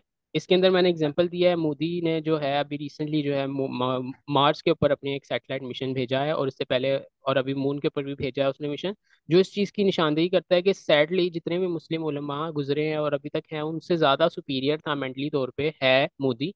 कि उसको समझ आ गई है कि अगर हमारे मुल्क के अंदर गुर्बत है, जो पसमानदगी है, लेकिन हमारी जो असल ज़रूरत है वो इस टाइम पे हमारी ये है कि हम लोग आसमानों की तरफ देखें। कि जैसे हजरत नूह अलैहिस्सलाम के ज़माने में अल्लाह ताला ने उनसे कहा था कि आसमानों की तरफ देखो तुम्हें नजर आएगा। उसी तरह जो है वो मेंटल अपने आप को इंटेलेक्चुअली सुपीरियर जाहिर करने के लिए उसने चांद के ऊपर अपनी जो है मिशन भेजे हैं, जिससे साबित होता है कि उसको ये चीज़ समझ आ गई है। लेकिन सैडली इस्लाम में मुसलमानों को ये चीज़ समझ नहीं आ रही कि क्यों इस्लाम में जो है ये कहा गया है कि आसमानों की तरफ देखो और आसमानों में जो है खोज करो अल्लाह ताला की निशानियों की, क्योंकि उस तरह से वो इंटेलेक्चुअली सुपीरियर है। इवन पाकिस्तान के अंदर एक जो मेरे दिल का हल्का है वो ये चीज़ को मानने पर राजी हो गया है कि जो मोदी है वो इंटेलेक्चुअली सुपीरियर है। क्यों? सिर्फ इस वजह से कि उसने चांद के ऊपर एक अपना मिशन भेजा और उसकी तमाम जो दूसरी गलतियां उनको लोग भुला बैठे हैं आहिस्ता आहिस्ता। इसके अंदर आइडेंटिटी क्राइसिस आ जाता है, जो कि बहुत इंपॉर्टेंट चीज़ है। जब इंसान के अंदर एक खला पैदा होता है आइडेंटिटी के अंदर, तो वो ऑटोमेटिकली किसी दूसरी आइडेंटिटी को अपनाने की कोशिश करता है। जैसे कि हम लोग देखते हैं कि हॉलीवुड से जो फिल्म्स वगैरह हैं, हम उनको उनकी तरफ अट्रैक्ट ज़्यादा होते हैं यूथ जो है ख़ास तौर पे, क्योंकि हम लोगों को लगता है कि वो इंटेलेक्चुअली सुपीरियर बात कर रहे हैं। और दूसरी तरफ जो हमारे जो लोग मौजूदात पे यकीन रखते हैं, तो अगर उन्होंने मौजूदात के ऊपर जाना है तो महाभारत जो हिंदुआना गीता वगैरह है, और उस तरह महाभारत एक किताब है, उसके अंदर जो उन्होंने मौजूदात दिए हुए हैं, उससे बड़े मौजूदात तो मैंने नहीं देखा कि कहीं पे दिए हुए। तो इसलिए ऑटोमेटिकली वो उस साइड पे अट्रैक्ट होते हैं। जो मैंने ऑब्जर्व किया, मेरे एक दोस्त भी हैं, वो भी इस चीज़ को मानने पर तैयार है कि जो है महाभारत, तो फिर उसके अंदर ज़्यादा सुपीरियर बातें लिखी गई हैं इन दी वे ऑफ मौजूदात के। और दूसरी तरफ हॉलीवुड के अंदर साइंटिफिकली बहुत ज़्यादा जो है नॉलेज मौजूद है। तो हम लोग जब तक अपनी आइडेंटिटी को खुद तलाश नहीं करेंगे कि इस्लाम की आइडेंटिटी आखिर क्या थी, हज़रत अली रज़ी अल्लाह अन्हु, हज़रत अब्दुल्ला बिन अब्बास वगैरह की आइडियोलॉजी को नहीं पढ़ेंगे कि उन्होंने किस तरह साइंटिफिकली चीज़ों को देखा था, तब तक हम लोग दूसरी चीज़ों को ही अंडर कंसिडरेशन लेते रहेंगे। उसके बाद हमारी सबसे जो एक इम्पोर्टेंट चीज़ है वो हमारे मोरल्स हैं। उसके अंदर भी यही चीज़ है, जब हम लोगों को गैप नज़र आएगा अपने मोरल्स के अंदर, तो हम लोगों को लगेगा कि वाकई जो दूसरे लोगों के मोरल्स हैं, ह्यूमैनिटी जो है वो ज़्यादा सुपीरियर है बनिस्बत इस्लाम के। क्योंकि हम लोगों को नज़र आएगा कि इस्लाम के अंदर जो चीज़ें हो रही हैं वो तो ह्यूमैनिटी के खिलाफ हैं, क्योंकि हम लोग उसके बिहाइंड द जो उसके ऊपर क्रिटिकल एनालिसिस करके नहीं देखेंगे कि आखिर इस्लाम के अंदर जो चीज़ें हैं वो क्यों और किस लिए अल्लाह ताला ने फरमाई गई हैं, और आखिर जो चीज़ें हम लोगों को कल्चरली बताई गई हैं वो इस्लाम में हैं भी कि नहीं। उसकी वजह से हम ऑटोमेटिकली ह्यूमैनिटेरियन और एलजीबीटीक्यू और इस तरह जो दूसरी जो शादियों में जो लेविश अखराजात वगैरह हैं, उनको हम समझेंगे कि वो ज़्यादा बेहतर हैं बनस्बत इस्लामी जो एजुकेशन है उसके। उसके बाद जो ये तमाम जितनी भी मैंने खतरात पीछे निशानदेही की है, उनके सबसे जो अहम जो खतरा है, क्योंकि उन सब वो सारी चीज़ें जो हैं वो एक डोमिनो इफेक्ट के ज़रिए से उसके ऊपर ही आके गिरती हैं। वो ये है कि हमारी नेक्स्ट जनरेशन है, वो जब देखेगी कि हमारे जो माँ बाप हैं उनके पास किसी सवाल का जवाब नहीं है और वो डम्ब है, तो वो ऑटोमेटिकली उस बंदे के पास जाएंगी जिसके पास थोड़ा सा नॉलेज होगा। इसको आप इस तरह मिसाल ले लेंगे, अंधों में जो काना होता है वो राजा होता है, क्योंकि जो अंधे होते हैं उनके पास तो एक आंख भी नहीं होती। तो जो वो जब देखेंगे कि वेस्ट के पास कम से कम कुछ तो नॉलेज है, तो वो ऑटोमेटिकली उसकी तरफ अट्रैक्ट होना शुरू हो जाएंगे।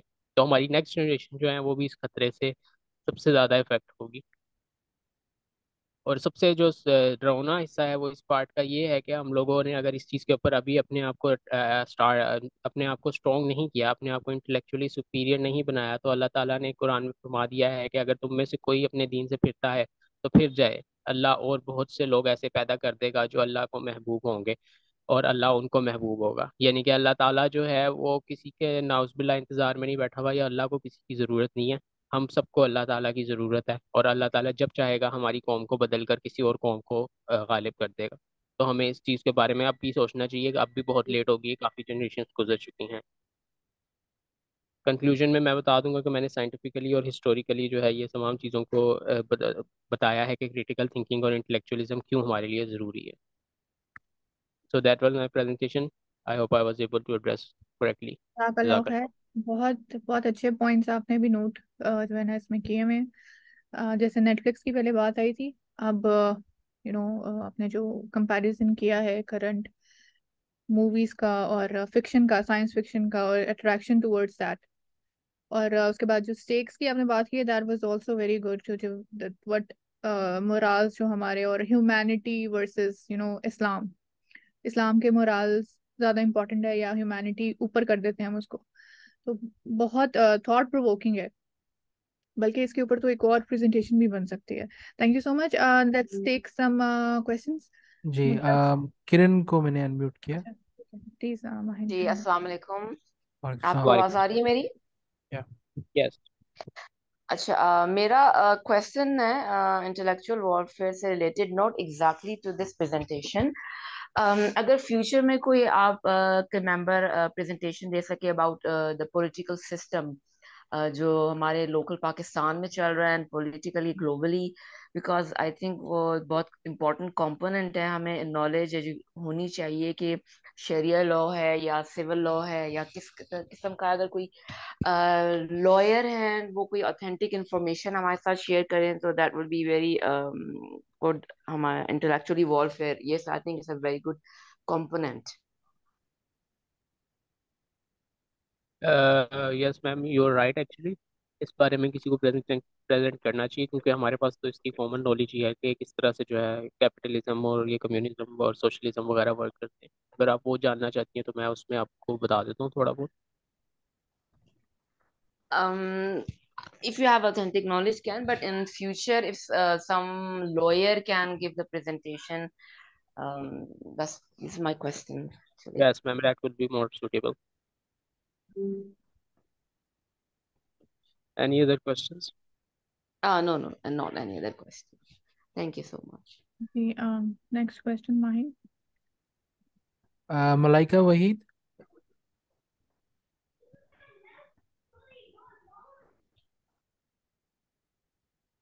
ओके, जरून वलीद।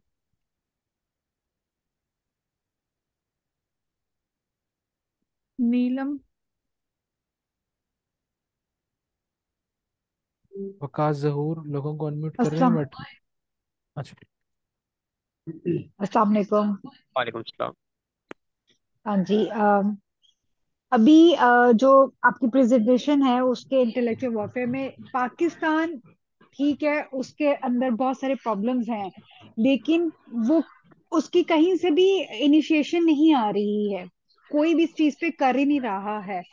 तो इसके लिए क्या करना चाहिए कि हम हमारा छोटे से छोटा बच्चा जो है वो भी इस चीज के बारे में सोचे। जैसे स्कूल में आपने वो ने बताया कि स्कूल स्कूल के अंदर बस वो फीसें लेती हैं और वो अपना काम करते हैं, टीचर्स जो आती हैं वो पैसे लेती हैं और अपना छोटा सा काम करती हैं, अली बे पढ़ा दी और चले गए।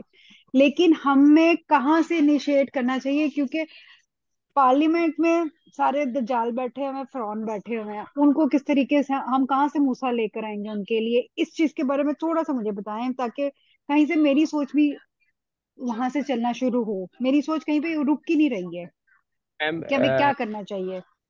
मैम आपको क्वेश्चन जो है बहुत अच्छा है। तो मेरी प्रेजेंटेशन जो थी वो बेसिकली जो इन खतरात को बताने में थी कि आखिर क्या खतरात है जो इंटेलेक्चुअल वॉरफेयर को ना अपनाने से होते हैं। तो इसी के अंदर से मैं आप जो हूँ आपके सवाल का जवाब भी देने की कोशिश करता हूँ कि इंटेलेक्चुअल वॉरफेयर को जब हम खतरात को एक दफ़ा देखते हैं ना, जो आपने प्रेजेंटेशन के अंदर भी देखा होगा कि किन किन खतरों का हमें सामना होता है, उसके आखिर में जो सबसे बड़ा खतरा था वो ये था कि जब बच्चे देखेंगे कि हमारे माँ बाप जो है वो इंटेलेक्चुअली सुपीरियर नहीं है और वो हमारे सवालात का जवाब सही तरह नहीं दे पा रहे, तो वो ऑटोमेटिकली इस चीज़ के जो है माँ बाप से निगलेक्ट होंगे और माँ बाप को से दूरी इख्तियार कर लेंगे और उसके बजाय दूसरी तरफ जाके अपने आंसर्स को देखना शुरू कर देंगे। तो बेसिकली जो साहिल नदीम साहब भी कहते हैं और बेसिकल नॉलेज भी यही है कि जो आपके जो माँ बाप होते हैं वो अगर किसी चीज़ के अंदर अट्रैक्टिव हो ना बच्चे के लिए, तो बच्चा ऑटोमेटिकली जो है उस चीज़ की तरफ अट्रैक्ट होना शुरू हो जाता है। तो ये जो प्रेजेंटेशन थी उसके अंदर ये खतरात बताने का मकसद ये था कि जो माँ बाप हैं वो बच्चों के जो हैं वो ये तमाम खतरात को अभी से समझ लें और उसके बाद इन खतरात के मुताबिक से अपनी ज़िंदगी को बदलें। जब वो अपनी ज़िंदगी को बदलेंगे और अपने बच्चों को अट्रैक्ट करेंगे और अपने बच्चों को समझाएंगे तो वो ऑटोमेटिकली इन खतरात से बच सकेंगे। तो बेसिकली जो बच्चा होता है वो अपनी दिन का मैक्सिमम जो होता है, क्योंकि हमने भी स्कूल में कई वक्त साल गुजारे हैं, तो हमें अंदाजा है कि बच्चा जो होता है वो मोस्टली स्कूल में 6 से 7 घंटे गुजारता है। अगर और उसके बाद जो है वो मोस्टली वक्त जो होता है अपना घर में बच्चा अपने माँ बाप के सामने गुजारता है या माँ बाप के घर में गुजारता है। तो कोशिश कीजिए कि माँ बच्चों को अपने साथ जो है ज़्यादा से ज़्यादा अट्रैक्ट रखें और उनको उनके सवालों के जवाब दें। अगर वो सवाल नहीं भी कर पा रहे तो उनको इस चीज़ पे उभारें कि वो उस बारे में सवाल करें। जैसे अब मेरी वालदा थी वो जो थी वो ये पढ़ती होती थी, ये जो है दरसे कुरानी पढ़ती होती थी, तो वो ऑटोमेटिकली घर में आके हमारे साथ इस तरह की बातों में डिस्कशंस करती होती थी ताकि हम लोगों के अंदर ऑटोमेटिकली सवाल करने की जरूरत भी आए और हम सवाल भी करें। तो आई थिंक माँ बाप जो है उनसे शुरू करना चाहिए कि माँ बाप अपने बच्चों को सबसे पहले जो है अट्रैक्ट करें। उसके बाद जो स्कूल में हो रहा होता है वो बच्चे का एक पार्ट होता है डे का, वो उसकी सारी दिन का हिस्सा नहीं होता। तो आई थिंक ये सवाल मेरे ख्याल से ये सवाल इस सवाल का जवाब ये बन सकता है। थैंक यू सो जज़ाक मच। जज़ाकल्लाह खैर। मूविंग फॉरवर्ड, नीलम ने एक बात की थी कि कहाँ से मूसा लेकर आए। तो वो आइडियोलॉजी नहीं है, अगर आपको नहीं लोग मिल रहे तो आप बना सकते हैं। आप लाइक आप खुद को तैयार करें, अपने बच्चों को तैयार करें कि आगे एटलीस्ट जो है ना वो बचत हो जाए या डैमेज कंट्रोल हो जाए जो हो चुका है, बजाय इसके कि पास्ट में तो जाके हम चीज़ें नहीं चेंज कर सकते। Let's move forward. We have 201 Sana Zahoor. अच्छा, एक और प्रेजेंटेशन थी हमारे पास सुमैया जीशान की। सुमैया, आपका नाम अभी तक मुझे नज़र नहीं आ रहा। अगर आप अवेलेबल हैं तो प्लीज हैंड रेज करें। सना के बाद आपकी टर्न है। जी सना, आपको स्क्रीन शेयरिंग चाहिए? जी बिल्कुल चाहिए। Yes please, now you can या now you can share the screen. एक मिनट।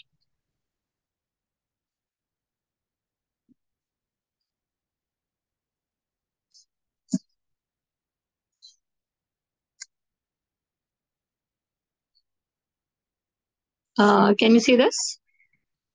अस्सलाम वालेकुम। No, we can not see your screen. एक सेकेंड।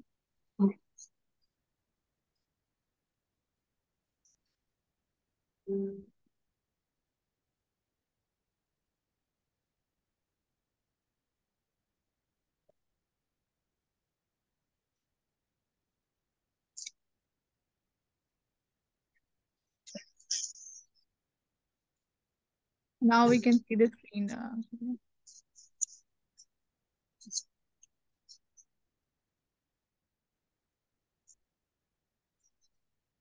तो वहीं आपकी चैट ओपन है, if you know, and we can see the screen. So क्या आप नजर आ रही है?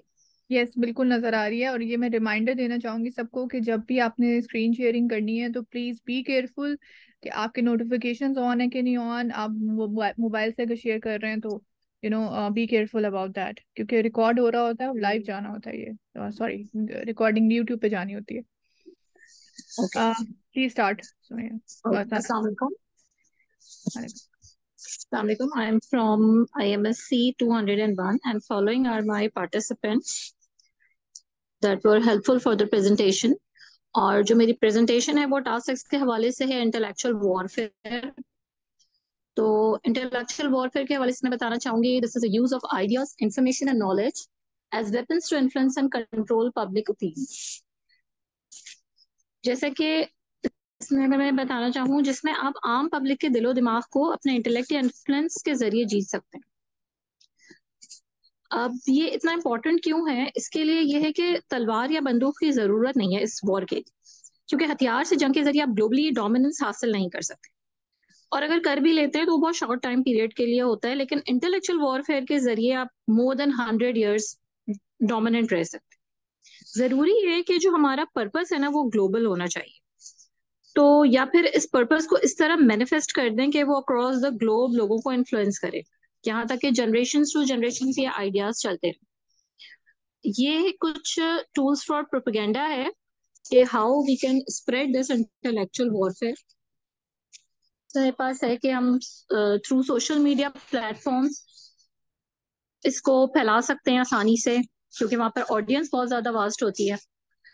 प्रोपेगेंडा एंड मीडिया आउटलेट्स जानबूझ के ऐसे प्रोग्राम्स या ड्रामास दिखाना जिसके जरिए ये वॉरफेयर फैले। Spreading disinformation through campaigns, cyber attack. Cyber attack का थोड़ा सा ही बताना चाहूंगी कि साइबर अटैक्स में ऐसे लोग होते हैं जो आपकी सेंसिटिव इंफॉर्मेशन को ले सकते हैं और इन्फ्लुएंस कर सकते हैं ऑनलाइन। ट्रोल फॉर्म में ऑर्गेनाइज्ड ग्रुप और individual by making fake account and flood social media platform by wrong messages.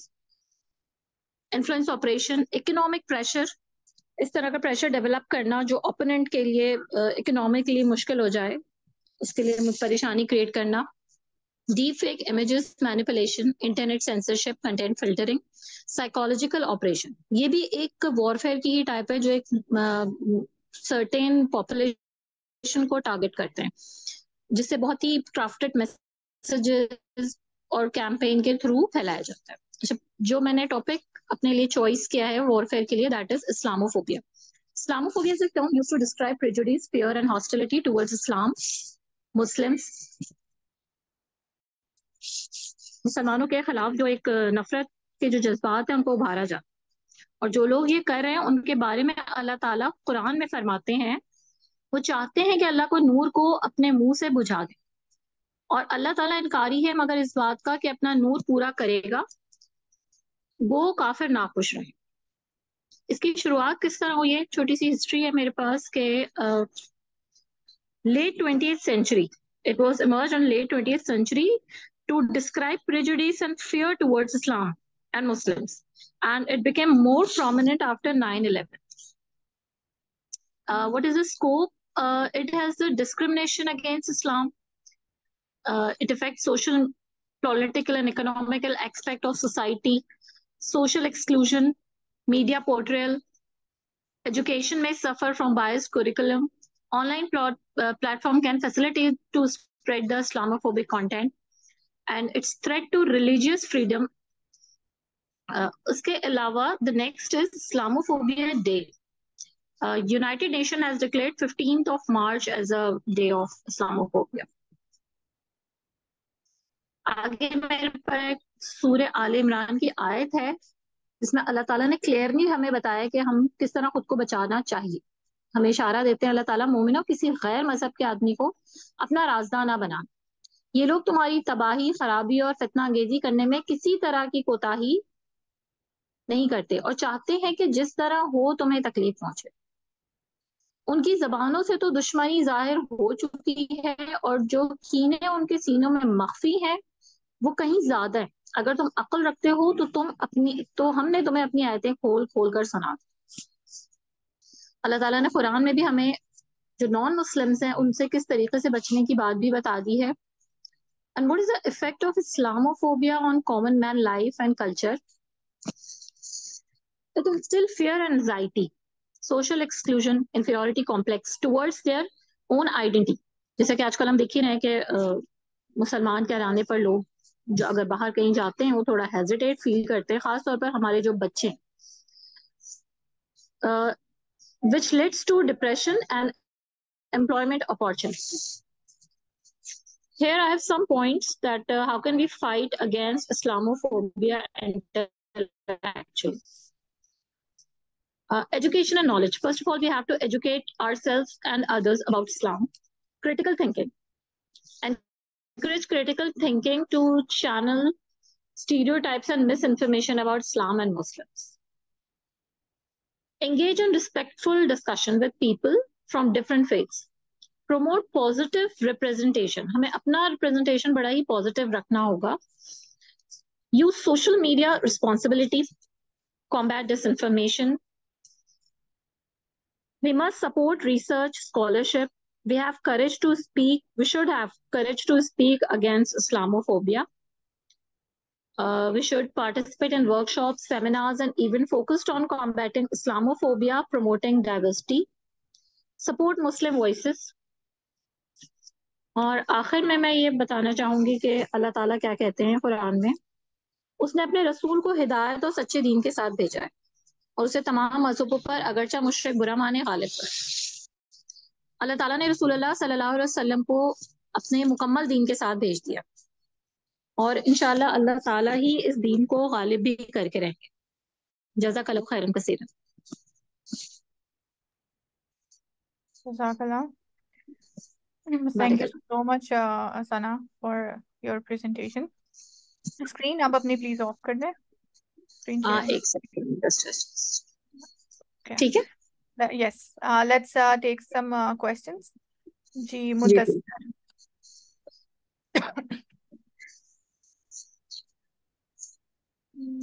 No. Hasan. अस्सलाम वालेकुम. वालेकुम. होप सो सारे ठीक होंगे. मैंने एक पॉइंट ऐड करना था इसमें, एक कोट ऐड करना था बेसिकली, जो कि पूरे प्रेजेंटेशन का समझ ले क्रक्स है. क्या मैं ऐड कर सकता एक पॉइंट?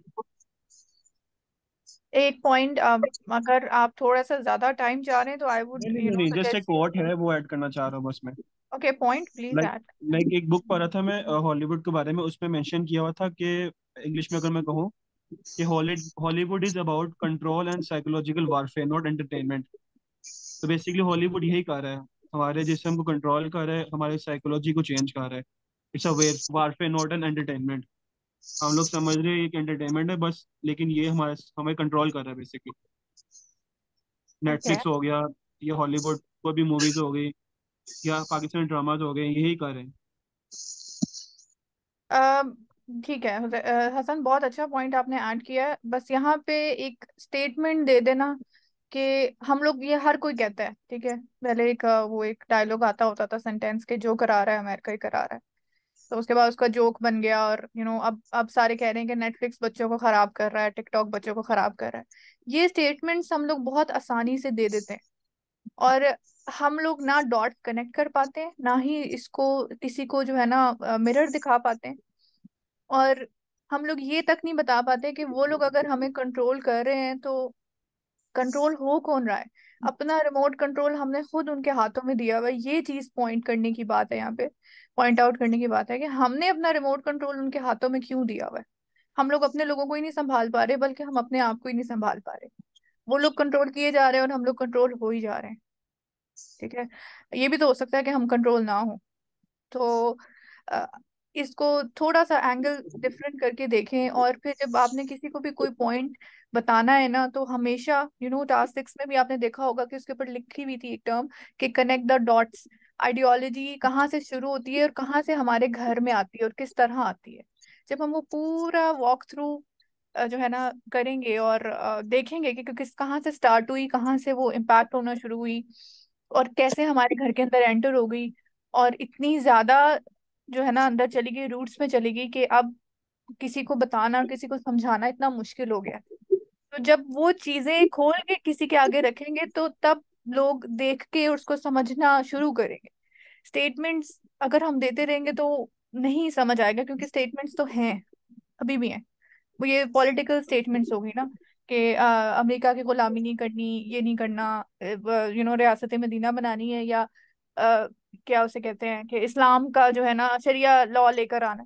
ये स्टेटमेंट्स हम लोग आसानी से दे देते हैं, लेकिन जब हमने किसी को कुछ चीज समझानी है, उसको समझाने का जो प्रोसेस है वो मिस कर देते हैं, क्योंकि हमारे पास ना एविडेंसेस होते हैं, ना हमारे पास रिसर्च होती है, नॉलेज कुछ भी नहीं होता।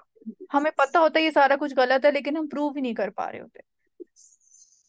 तो इसीलिए इंटेलेक्चुअल वॉरफेयर में आना इतना जरूरी है हमारे लिए, कि हमारे पास नेटफ्लिक्स जैसे इतनी अच्छी क्वालिटी के प्लेटफॉर्म्स पड़े हुए हैं, लेकिन उसके पैरेलल में मुसलमान क्या कर रहे हैं। मुसलमानों का कोई प्लेटफॉर्म क्यों नहीं है। मैं ये नहीं कह रही हूँ कि विजुअल ड्रामा बनाना शुरू कर दें, लेकिन ऐसा प्लेटफॉर्म जो हमारे बच्चे जहाँ पे जाके नॉलेज गेन कर सकें, और प्रॉपर हिस्ट्री पढ़ सकें, रिसर्च कर सकें, कोई भी नहीं है। कोई इंटेलेक्चुअल स्कूल्स नहीं है।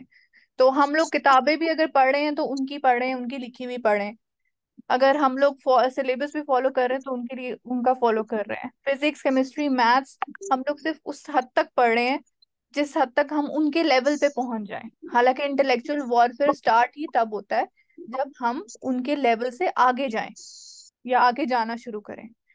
स्टार्ट ही तब होगा। हम लोग स्टार्ट करने की ही सिचुएशन में अभी तक नहीं आए, तो हमने इंटेलेक्चुअल वॉरफेयर कैसे करना है। हम इंटेलेक्चुअलिज्म में ही नहीं आ सक रहे अभी तक।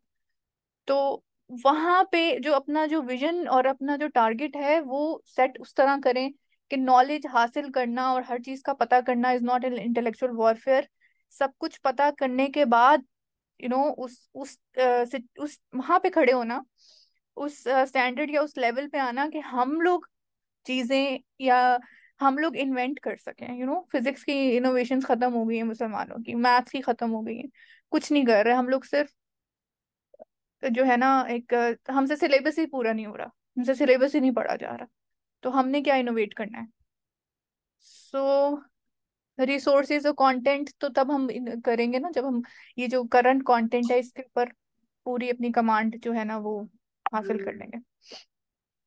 ओके, सो नेक्स्ट क्वेश्चन, एक क्वेश्चन और ले लेते हैं, and then we Abraham Khan को अनम्यूट किया है, ही वाज सेइंग कि मुझे अनम्यूट। Yes please. और अस्सलाम फिर हम लोग नेक्स्ट लास्ट प्रेजेंटेशन की तरफ चलते हैं जी। श्योर। इब्राहिम। अस्सलाम वालेकुम रहमतुल्लाह। वालेकुम। अच्छा, ये मेरी ना एक छोटी सी प्रेजेंटेशन है, यानी ओरल प्रेजेंटेशन है। क्वेश्चन नहीं है मेरे पास कोई, if you allow. Abraham, no, we cannot allow that. I'm really sorry because presenters presentation booking करके स्लॉट लेकर आए हुए ना। तो आपकी जो भी प्रेजेंटेशन है अपने ग्रुप में उसको एक दफा अपने कैप्टन के साथ उसको देखें, और दूसरा अपने ग्रुप में भी प्रेजेंटेशन दें, उनकी इनपुट्स भी लें, और then you can book a slot. Really sorry because we can not just हाँ, add one more presentation. It's alright. Actually मुझे मालूम नहीं था कि स्लॉट बुक करना पड़ता है, अदरवाइज मैं आप पहले कौन से ग्रुप में हो अब्राहम? C55। बस अपने कैप्टन को कहेंगे वो आपको, यस। आप उनको शेयर कर दें इंशाल्लाह। एंड अपनी जो या कम्युनिटी की अनाउंसमेंट्स है ना, वो उसको फॉलो किया करें सब लोग। कम्युनिटी अनाउंसमेंट्स को फॉलो करना बहुत जरूरी है, अक्सर लोग मिस करें, तो उनको फॉलो करें, वहीं पे अपडेट्स आएंगी। या जज़ाकल्लाह। हमने डू वी हैव सुमैया है? नॉट सुमैया, दानिश है बेसिकली उनके ग्रुप में से, मुझे भी पता लगा है वो उन्होंने प्रेजेंट करना था, नाम थोड़ा सा शायद दानिश। प्लीज अपनी प्रेजेंटेशन शुरू करें। जी और Syed Danish Iftikhar. Danish Iftikhar, yes, C42। I unmuted you Danish. अस्सलाम दानिश, वालेकुम। वालेकुम वालेकुम अस्सलाम। स्क्रीन शेयरिंग चाहिए आपको? नहीं नहीं। Okay, please go ahead. बिस्मिल्लाहिर्रहमानिर्रहीम। जो मैंने कुछ डिस्कस करना था, बयान करना था, क्वेश्चन ये था टॉक्सिस का कि जो इंटेलेक्चुअल वॉरफेयर है वो अभी चल रहा है कि नहीं चल रहा। तो वो जो पिछले प्रेजेंटर्स गुजरे हैं उन्होंने बड़े अच्छे तरीके से बाकी चीज़ों को कवर कर लिए। अब सेम बातें तो नहीं करनी चाहिए। मैं बस थोड़ा सा एक्सप्लेन करूंगा क्योंकि टाइम बहुत शॉर्ट है। तो जो रेलिवेंस जो चल रहा है हमारा आजकल के करंट सिचुएशन के हालात से, उसमें थोड़ा सा बताना चाहूँगा। इसमें मेरे ग्रुप की भी जो अगर मैं बात करूंगा तो वो अपने मैं ग्रुप की भी बात करूंगा और अपना पर्सनल एक्सपीरियंस वो भी साथ शेयर करूंगा। अब जैसे उस्ताद मोहतरम ने कहा है कि हम इतने गंदे एरा के अंदर पैदा हुए हैं कि हम किसी भी एक फील्ड में अगर हम थोड़ा सा काम कर लेंगे तो इंशाल्लाह जन्नत में जाएंगे। तो हर बंदे की अपनी एक स्पेशलिटी होती है, एक रिसर्च होती है, एक उसका एक उसने एक कुछ फाइंडिंग की होती है। मेरी भी फाइंडिंग है कि मैं जो है वो ज़्यादा फोकस करता हूँ कि जो फैमिली यूनिट है उसको किसी तरीके से सेव किया जाए। अब मैं इंटेलेक्चुअल वारफेयर को उसके साथ कनेक्ट करके आपको बताऊंगा कि इंटेलेक्चुअल वारफेयर की वजह से ये पिछले एक सदी के अंदर ये जो सारी चीज़ें आपको चेंज नज़र आ रही हैं, ये आपको क्यों ये चीज़ें हो रही हैं। जैसे दो ताकतें हैं, एक अल्लाह वाली ताकतें हैं जिनके साथ जिसमें हम मुसलमान भी शामिल हैं, और एक शैतानी ताकतें हैं जिसमें शैतान के पैरोकार हैं। और उनके कुछ एजेंडाज हैं। एक एजेंडा वो है कि किसी तरीके से उन्होंने पूरी दुनिया की जो आबादी है उसको उन्होंने तकरीबन कोई 2 अरब के करीब लेके आना है। आप 7 अरब है तो 2 अरब के लेके आना, तो उन्होंने कैसे लेके आना चाहिए। वो जो पिछले एक सदी से उन्होंने एक एजेंडा चलाया हुआ है, वो उन्होंने सबसे पहले जहां उनका इन्फ्लुएंस चल सकता था उन्होंने चलाया, जैसे यूरोप था। उन्होंने वहां पे पहले जाके इंटेलेक्चुअल वॉरफेयर के जरिए वहां पे फैमिली सिस्टम तबाह किया। उन्होंने पहले वहां पे डिलेट मैरिजेस को देखा, वहां पे उन्होंने उसका जो है वो प्रचार किया। फिर उन्होंने वहाँ पे जो डिवोर्स सिस्टम है उसको इंक्रीज किया। फिर उन्होंने बाकी फितनाज लेके आए, और वहाँ पे बिल्कुल अब जो यूरोप है वहाँ पे आपको जो ज़्यादा उधेड़ उम्र लोग ज़्यादा नज़र आते हैं और बच्चे आपको वहाँ पे कम नज़र आते हैं। इसी तरीके से वहाँ से जब उन्होंने तबाही मचाई तो फिर वो रशिया में चले गए। रशिया क्योंकि पहले सुर्खे थे, वहाँ पे उनका सिस्टम लादीनियत की तरफ था, वो सोशलिज्म को फॉलो करते थे। वो बड़ी जल्दी उन्होंने एक्सेप्ट किया, उन्होंने सारी इंटेलेक्चुअलिज्म, उनके जो इंटेलेक्चुअल वारफेयर था, जो भी उन्होंने फितना था उनको बताने की कोशिश की, उन्होंने एक्सेप्ट किया। और अपना फैमिली सिस्टम उन्होंने बिल्कुल तबाह कर दिया। वहाँ पे बिल्कुल कोई शादी नहीं करता, अकेला रहना पसंद करते हैं। और वहाँ पे जो है वो बच्चे भी पैदा नहीं होते हैं, जिसकी वजह से उनकी हुकूमत भी जो है वो परेशान है। उसके साथ इन्होंने एक शोर मचाया पिछले 20-30 सालों में कि दुनिया के रिसोर्सेज कम हो रहे हैं, और आबादी बढ़ रही है। तो कुछ 20-30-50 सालों में ऐसे हो जाएगा कि आबादी इतनी बढ़ जाएगी, रिसोर्सेज खत्म हो जाएंगे, तो हमारा तो प्लानट खराब हो जाएगा। फिर उन्होंने चाइना के साथ किया, वन चाइल्ड पॉलिसी की तरफ गए। उन्होंने उसको अडॉप्ट किया कि अगर एक से ज़्यादा किसी को बच्चा अगर वहाँ पे पैदा होगा तो उसको $16,000 या उनका 16,000 येन जो है उनको पे करना पड़ेगा। उन्होंने वन चाइल्ड पॉलिसी को अपनाया। और क्योंकि मैं इंटरनेशनल कम्युनिटी में यहाँ पे दुबई में रहता हूँ, तो मैं यहाँ पे देखता हूँ कि यहाँ पे वो एज ए हस्बैंड वाइफ नहीं रहते, शादियां नहीं करते हैं, सिर्फ बॉयफ्रेंड और गर्लफ्रेंड रहते हैं। और अगर किसी का एक बच्चा है तो मैं देख रहा होता हूँ कि 2-2 3-3 जो उनकी नानियां दादी हैं वो आके यहाँ पे उनको पाल रही होती हैं और ऐसे प्यार करती हैं जैसे कोई अनोखी चीज़ है। मतलब वहाँ पे बच्चे पैदा ही नहीं हो रहे हैं चाइना में। अब वहाँ पे औरतें बच्चे पैदा नहीं करना चाह रही हैं, और जिसकी वजह से बच्चे आगे पैदा नहीं हो रहा, तो आगे पता चल रहा है कि आधे 10-20-30 सालों में उनमें चीज़ें उनकी डिफरेंट हो जाएंगी। अब आपने ये देखा होगा कि ये सारी चीजें जो हैं ये इंडिया पाकिस्तान और यहाँ पे क्यों फोकस की जा रही हैं, क्योंकि आपको पता है मुसलमान जो हैं वो फैमिली सिस्टम को वो करते हैं, उसके दाई हैं, उसको सेव करने की कोशिश करते हैं। और जो हिंदुओं का जो निज़ाम है वो भी फैमिली सिस्टम को प्रोटेक्ट करता है। वहाँ पे भी सब कुछ सो फार अभी तक सही चल रहा है। मगर पिछले 5-7 सालों में इंडिया में भी उन्होंने जो मियाँ बीवी की शादी है वहाँ पे उन्होंने उसको इतना बुरा इफेक्ट डाला है कि वहाँ पे अब लड़का और लड़की शादी नहीं करते हैं, वो लिविंग रिलेशनशिप में रहना पसंद करते हैं। जिसकी वजह से क्या होगा कि आइंदा 10-20-30 सालों में इंडिया भी बिल्कुल जो है वो चेंज हो जाएगा। अब हम जब ये देखते हैं कि ये जो फितने बढ़ रहे हैं, ये मतलब ऐसे नहीं बढ़ रहे हैं, इसके पीछे पूरी एक जो है वो इंटेलेक्चुअल वॉरफेयर है जो चला हुआ है, एक पूरा फितना चला हुआ है, जिसमें आजकल हम देखते हैं ये जो रेनबोज फितना है, इसका सबसे बड़ा शिकार वो हैं जो दीन को कम फॉलो करते थे, चाहे वो क्रिश्चियंस हैं, चाहे वो जूश हैं, चाहे मुस्लिम्स हैं। वहाँ पे तो वो तबाही फैला रहे हैं। ठीक है। आइंदा 10 सालों में उन्हीं की रिसर्च के मुताबिक ये है कि वहाँ पे उनकी ग्रोथ होगी डबल डिजिट ग्रोथ होगी उन फैमिली यूनिट्स की जो कि रेनबोज को फॉलो करते हैं। आप समझ रहे हैं ना मैं जिनकी मैं बात कर रहा हूँ, राइट? यानी लड़का लड़के के साथ रहेंगे, लड़का लड़की लड़की के साथ रहेगा, वहाँ पे बच्चे पैदा नहीं होंगे। अब होगा क्या कि आइंदा 10 सालों में वो खुद ही बता रहे हैं कि 30% तक ऐसे हस्बैंड और वाइफ रहेंगे जिनको चाइल्डलेस कपल्स कहेंगे, जहाँ पे वो बच्चे पैदा करना पसंद नहीं करेंगे।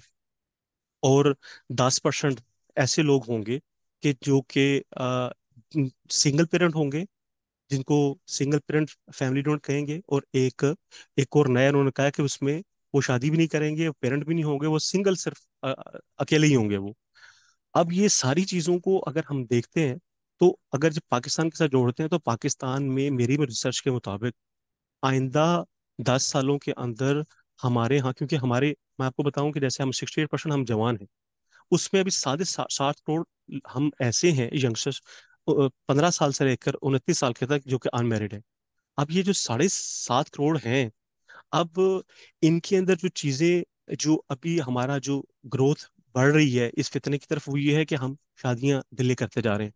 अब जहाँ 21-22 साल की एवरेज शादी थी वो अब 30-32 साल की हो गई है। आइंदा 10 सालों में वो 35+ हो जाएगी। अभी उसी इसी चीज की वजह से जब हम शादियां डिले करते हैं तो हम नफसियाती तौर पर, साइकोलॉजी तौर पर बहुत सख्त और स्टबन हो जाते हैं अपनी नफ्सियात में, जिसकी वजह से हम दूसरे बंदे के को बर्दाश्त करना या उसके मुताबिक अपने आप को चेंज करना हमारे लिए मुश्किल हो जाता है। फिर हमारे अंदर ये भी एक बताया जाता है कि हम एजुकेटेड हैं। फिर हम क्योंकि हम सोशल मीडिया यूज़ करते हैं, जैसे पिछले दोस्तों ने बड़े अच्छे तरीके से एक्सप्लेन किया इंस्टाग्राम को और बाकी चीज़ों को, और टिकटॉक को मैं थोड़ा सा भी उस पर भी बात करूंगा। तो हम क्या होता है कि हम कंपैरिजन कर रहे होते हैं कि अच्छी फैमिली सिस्टम क्या होती है। तो हम उन जोड़ों को जो कि कंटेंट क्रिएट कर रहे होते हैं, हम उनको फॉलो कर रहे होते हैं। हालांकि वो तो पैसा कमाने के लिए फनी वीडियोस बना रहे होते हैं, और हम उसको इम्प्लीमेंट करते हैं अपने घर में कि मेरा हस्बैंड जो है इतना फनी नहीं है, तो इतनी चीजें मुझे प्रोवाइड नहीं करता, ये चीजें नहीं दे रहा, सो ये is not a good husband. जब हमारे अंदर अच्छी बीवी नहीं है या अच्छा हस्बैंड नहीं, ये चीजें आ जाती हैं, तो हम फिर अपने अंदर जो जो फैमिली सिस्टम है उसके अंदर दरार डालना शुरू कर देते हैं। अभी इस फितने की वजह से जो आइंदा 10 सालों में सिर्फ हमारे पाकिस्तान में 2,60 करोड़, यानी 2,60 लाख जो सिस्टर्स हैं, 2.5 करोड़ के लगभग सिस्टर्स उन वो अनमेरिड होंगी, चाहे वो डिवोर्सेज हैं, चाहे वो विडोज हैं, चाहे वो लेट मैरिजेस हैं। अब आप खुद हिसाब लगाएं कि इतनी तादाद में सिर्फ हमारे ही मुल्क में अगर फीमेल्स होंगी जिनका निकाह नहीं हो सकेगा, तो कितना बड़ा फसाद बर्पा होगा, राइट? अब मैं जो रिसर्च कर रहा हूँ कि हमारी जो पूरी दुनिया, क्योंकि हम सिर्फ मुसलमान तो नहीं है ना जो इस दुनिया में रह रहे हैं, हम पूरी दुनिया को भी रिप्रेजेंट कर रहे हैं। हम इस दुनिया के भी अल्लाह ताला ने खलीफा बना के भेजा है मुसलमान इंसानों के लिए भी।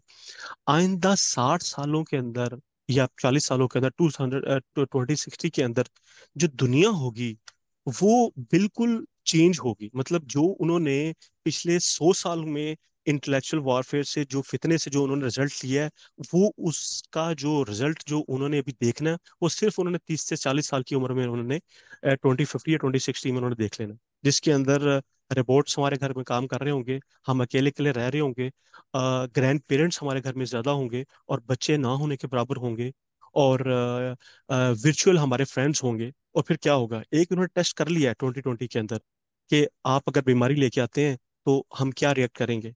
उन्होंने इसी तरीके से हर 10 साल के बाद वो कोई ना कोई ऐसी बीमारी लेके आएंगे जिसमें जो पिछले जो 30-50 साल का 60 साल के बूढ़े होंगे वो फोत हो जाएंगे इस दुनिया से। और आहिस्ता आहिस्ता वो उसी चीज की तरफ जाएंगे जिसमें है कि बच्चे कम पैदा होंगे, बूढ़े मरते जाएंगे, फैमिली सिस्टम तबाह होता जाएगा, और जो उन्होंने अपना मकसद पूरा करना है वो पूरा करेंगे।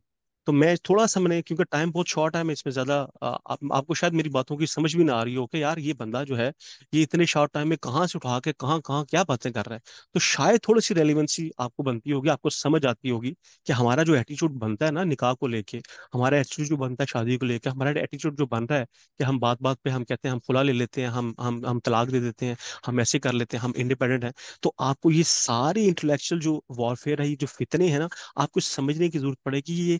ये हमारे घर से जो आप हम जो फील करते हैं ना, ये इंटरनेशनली तैयार किए गए हैं, जो कि फिर मुल्कों मुल्कों फिरते फिरते फिरते हमारे भी मुल्कों में, हमारे शहरों में और हमारे घरों में आते हैं। अब थैंक यू क्योंकि मेरा फारिस, टॉपिक सिर्फ, आपका जी जजाक आपका टाइम जजाक एंड हो रहा है। Thank you so much. मैं एक इनपुट आपको देना चाहूंगी, वो ये है कि आपकी प्रेजेंटेशंस में अगर जितने भी आपने फैक्ट्स बताए हैं, ये विजुअल्स के साथ, एविडेंसेस के साथ आपने एक प्रेजेंटेशन बनाई होती ना, तो इस प्रेजेंटेशन का लेवल अगर अभी 80 या 50 था, 50-80 था, तो ये 100-120 लेवल तक चला जाता। ठीक है, ये मेरा इनपुट है, क्योंकि मेरे पास एक्चुअली सारे हैं, क्योंकि टाइम शॉर्ट है ना, इसमें मैं कुछ कर नहीं सकता, इसलिए मैंने बनाया नहीं है इसमें। नहीं नहीं, जो आपने हाँ जो प्रेजेंट किया है उसके साथ साथ ही आप ये चलाते ना, तो विजुअल्स के साथ पीपल कैन रीड, और वो ज्यादा कर सकते हैं, रिलेट कर सकते हैं। और एविडेंसेस जी जो भी आपकी रिसर्चेस हैं उसके भी एग्जैक्ट एविडेंसेस होते हैं। तो क्योंकि आपने पॉइंट्स जी बहुत अच्छे रेज किए हैं, मतलब जो अभी तक इनपुट नहीं आया किसी की तरफ से भी, ये वाला इनपुट फैमिली सिस्टम का, ये आइडियोलॉजी किस तरह से इफेक्ट हो रही है, ये बहुत अच्छा पॉइंट था। सो क्वेश्चंस ले लेते हैं। मैं अभी भी आपसे यही वैसे रिक्वेस्ट करना चाहूंगी कि अगर आप इसकी स्लाइड्स बना लें तो maybe we can do a separate, आपकी ये प्रेजेंटेशन निकाल के उसको आपकी स्लाइड्स के साथ अटैच कर दें। दिस इज अ ठीक, नो रिक्वेस्ट, प्रॉब्लम। क्योंकि रिकॉर्डिंग तो हो ही गई है। अच्छा, क्वेश्चंस की तरफ चलते हैं। हमारे पास है फायजा। फायजा, फायजा आपका फाइजर है राजपूत को अनम्यूट किया है। किया है? जी जी। अस्सलाम वालेकुम, मेरी आवाज आ रही है सबको? या यस। जी यार। मेरे भाई ने फितने का लफ्ज बहुत इस्तेमाल किया है। अब कैसे पता चलेगा कि क्या फितना है और क्या नहीं है? इसको हम कैसे समझ सकेंगे? ये मेरा सब। मैं फितना, जी फितने की मैं ही बात करना चाह रहा था कि जिससे इंसानियत को फायदा हो रहा है वो तो उसको हम फितना नहीं कहते हैं, और जिससे इंसानियत को नुकसान होता है वो अल्टीमेटली फितना ही होता है। अब मैं जो रेनबो की फितने की बात कर रहा था, वो आप जानते हैं एलजीबीटी की बात कर रहा था मैं। अब वहाँ उसको तो हम, आपको पता है, वो तो हर कोई जानता है कि वो फितना ही है, चाहे वो मजहबी है, चाहे वो गैर मजहबी है, चाहे दीन को फॉलो करने वाले, चाहे दीन को नहीं फॉलो करने वाले। अल्लाह ताला ने फरमाया है कि तुम्हारी माल और औलाद फितना है। माल और औलाद फितना मतलब वो कैसे है? वो तो फायदे में चीजें हैं। ऑफ कोर्स ज्यादती नुकसान होती है, मगर फायदे में भी तो है। एलजीबीटी तो टोटल है ही नुकसान ना, वो तो समझ आती है, मगर माल और औलाद फितना कैसे है? नहीं, वो टॉपिक डिफरेंट हो जाते हैं, बात ही डिफरेंट होती है, वो तो मेरे ख्याल ये से कोई फितने इस्लामिक की स्कॉलर मतलब जो है वो जवाब दे सकते हैं। मैं सिर्फ एलजीबीटी की बात कर रहा था, और बाकी चीज़ों की बात कर रहा था, वो कुव्वतें जो फैमिली सिस्टम को तबाह करना चाह रही है, मैं उनको एक्चुअली उनको मैं उनकी बात कर रहा था। वो तो ठीक है, मगर फिर फितने को एक्सप्लेन मतलब दिमाग में क्लियर कैसे होगा कि वाकई ये बुरी बात है या इससे बचना चाहिए? बेटे एलजीबीटी को तो बहुत लोग प्रमोट करे, कहते हैं ये मासूम लोग होते हैं, ये माशरे में गलत चीजें नहीं पहुंचाते, ये फसाद नहीं भाई बर्पा साहब, आपकी जो करते, बात तो है ना, ये मतलब पॉइंट बहुत अच्छा है। We can do a separate thing about this, कि एलजीबीटी का फितना है, ये तो सबको पता है क्यों है। इसमें ना हम फैक्ट्स एंड फिगर्स में जाएंगे कि क्या नुकसानात हैं इसको ह्यूमैनिटी के नहीं, ऊपर, मेरा मतलब कहने क्या का मतलब है नुकसान कि है। फितने को हम कैसे जानेंगे कि वाकई ये फितना है? मतलब फितना क्योंकि एक्सप्लेन नुकसान दे रहे करना, हैं ना, तो उसका नुकसान मतलब दे रहे हैं। वो ठीक है, मुझे समझ आ रही है आपकी हाँ। बात। मुझे मतलब फितने की समझ नहीं आ रही है कि हम जैसे मारो औलाद, मैंने एक वैसे कुरान की आयत मतलब दी है। अब इन्होंने हर चीज को फितना बता दिया है, लेकिन एक्सप्लेन भी तो होना चाहिए ना। मतलब मुझे क्लियर नहीं हो रहा कि ये फितना कैसे है।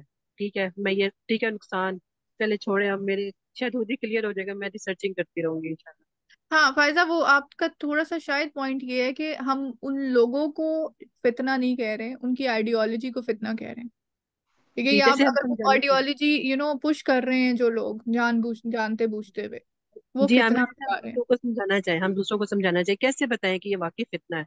जैसे उसको वो गलत नहीं जान रहे। It's a very good point. हम लोग इसके ऊपर भी हम लोग we can add this clause को किसी टास्क में या किसी स्किल डेवलपमेंट सेशन में कि हाउ टू प्रूव समथिंग। आप कोई भी टॉपिक हो, चाहे एलजीबीटी है या कोई और है, तो उसको कैसे आपने डिस्क्लोज करना है और जी कैसे जी। उसकी सर्जरी करनी है उस टॉपिक की, कि उसको प्रूव करना हो कि ये फितना है या नहीं है। क्योंकि ये बज़ाहिर लोग बहुत मासूम होते हैं, ये किसी को तंग नहीं करते, किसी को परेशान नहीं करते, वो फसाद नहीं फैलाते, मतलब इस तरह की चीजें नहीं इनके अंदर भाईजा, होती ये देखें, ये आपकी अपनी एजम्पशन है ना कि बज़ाहिर ये आपको लगता है कि बज़ाहिर ये आपके पास फैक्ट्स एंड फिगर्स नहीं हैं लोगों के। ठीक हैं। है, तो यू कैन नॉट से दीज थिंग्स। अगर आपके पास फैक्ट्स एंड फिगर्स हैं तो फिर आप बात करें। सही हो गया, क्योंकि क्रिटिकल भाई साहब थिंकिंग आ रहा है। इसके ऊपर तो बहुत ज्यादा मटेरियल है, मैं बहुत ज्यादा बोल सकता हूँ, मगर वो फिर इरेलेवेंट हो जाएगा वो। हाँ, अभी हम लोग आइडियोलॉजी की बात कर रहे हैं ना, जैसे दानिश जी ने बताया कि ये आइडियोलॉजी पुश कैसे की जा रही है हमारे माशरे में और कहाँ से जी आ रही है। तो वो डॉट्स कनेक्ट कर रहे हैं कि आइडियोलॉजी ठीक है या नहीं ठीक, या ये फितना है या नहीं है, वो बिल्कुल सेपरेट थिंग है। हम एक एक चीजों के ऊपर जाएंगे इंशाल्लाह। जैसे अभी एलजीबीटी है, ठीक है, एथीज्म पे हम एक दफा गए थे, डिस्कशन फोरम्स नहीं हुए थे तब। लेकिन हम लोग एक एक टॉपिक आगे पकड़ेंगे। पहले हमने ये देखना है कि ये होता कैसे है, ये चीजें कहाँ से स्टार्ट होती हैं, कहाँ को आती हैं, किस तरह सारा कुछ कनेक्टेड है। तो एक दफा ये सेंस बन जाएगी ना हमारी, तो इंशाल्लाह हम लोग एक एक टॉपिक के ऊपर भी जाएंगे। इंशाल्लाह। ओके, शुक्रिया, जज़ाकल्लाह। जज़ाकल्लाह। अच्छा, next question Mahin, who do we have? One male now, Mohammed Usama.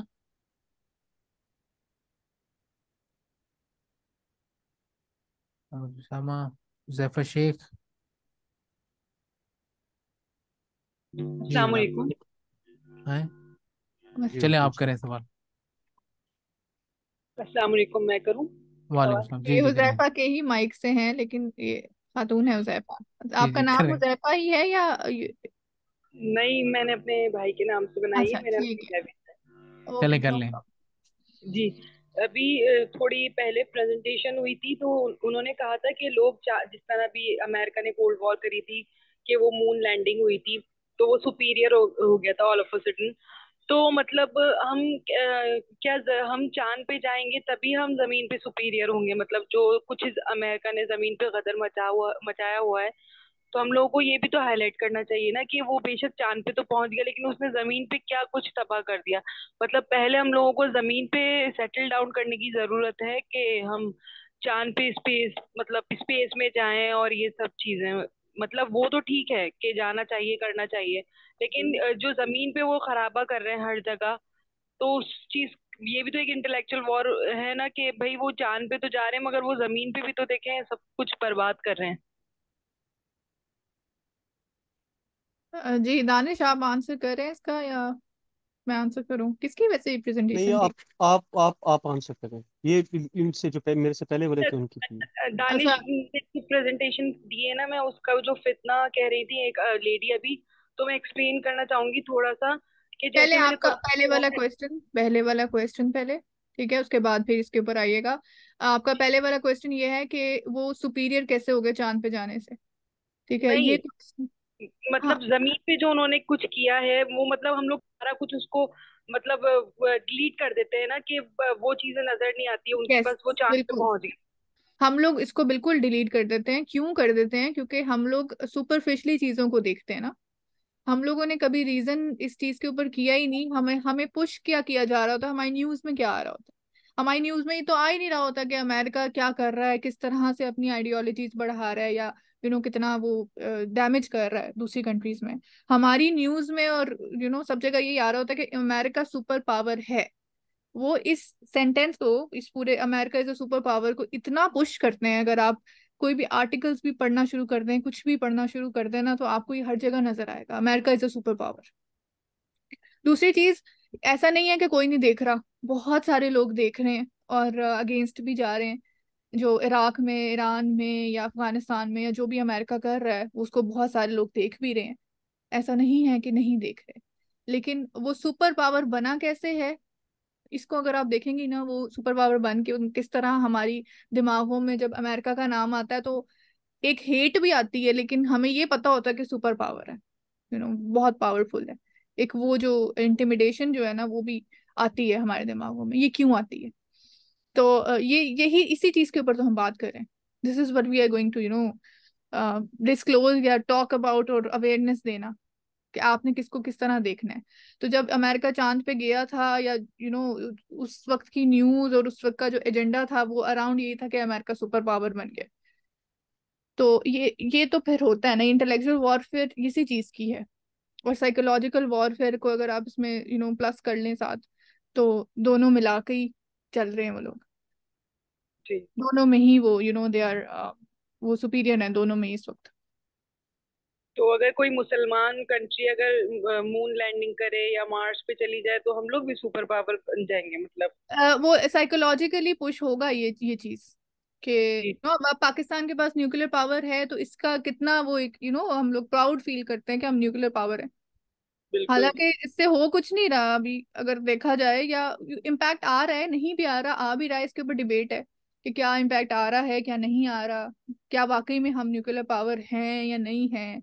तो लेकिन वो एक जो सिखाया जाता है हमें बचपन से कि पाकिस्तान ने एटम बम बनाया, तो और पाकिस्तान के पास है, तो इससे फर्क तो पड़ता है.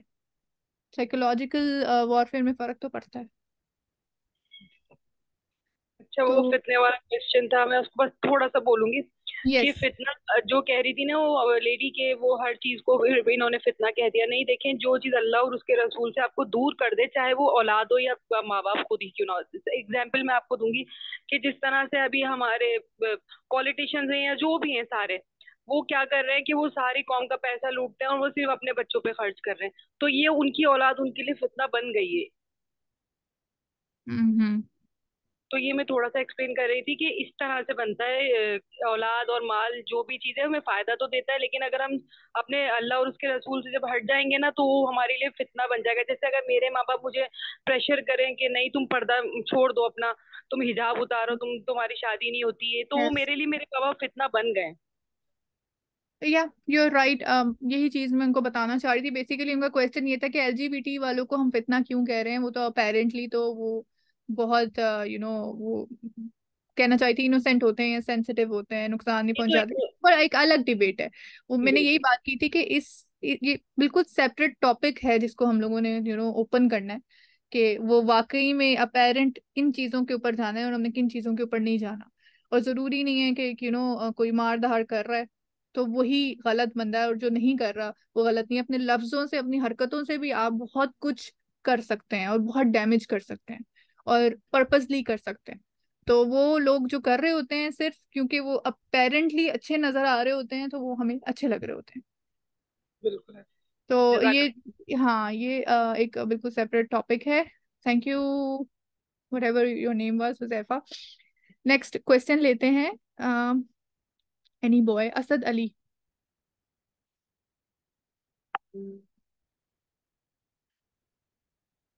Asad Ali, Mudassir,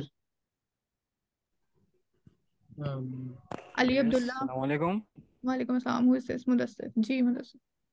Yeah, my question is about Islam. That Islam is just about this far. ये इस्लाम सिर्फ इस जमीन के लिए या और समावात के लिए भी ये है जो ऊपर है ना. अल्लाह अल्लाह ने जैसे एक्सप्लेन किया कि मेरा हुक्म, जैसे सूरह तारिक में मेरा हुक्म और जगह पर भी जाता है ना. एक्सप्लेन नहीं कर पा रहा, सॉरी. मतलब आप समझ रहे हो मैं क्या कर रहा हूँ? बेसिकली आप ये कहना चाह रहे हो कि सिर्फ यही चीजें नहीं है इंटेलेक्चुअल वॉरफेयर, इस्लाम में और भी चीजें हैं, ऐसे ही है? No, I need explanation of Islam. The Islam is just for this earth, or it is just what? It's a very बहुत बड़ा क्वेश्चन किया मतलब सर आपने. आज का एजेंडा सिर्फ इंटेलेक्चुअल वॉरफेयर पे है, बट इसको प्रिसाइज करना, इस्लाम को एक्सप्लेन करना, इस्लाम की फिलोसफी को, Islam is a code of life ना. अब मैं ये स्टेटमेंट तो मैं दे सकती हूँ कि Islam is a code of life, but उसको एक्सप्लेन करने के लिए I would need a proper session. और इस वक्त कोई भी अगर आंसर इस चीज का देगा तो कुछ ना कुछ मिस कर जाएगा. उसको बहुत प्रिसाइसली अगर कहें तो यही कह सकते हैं कि Islam is a code of life.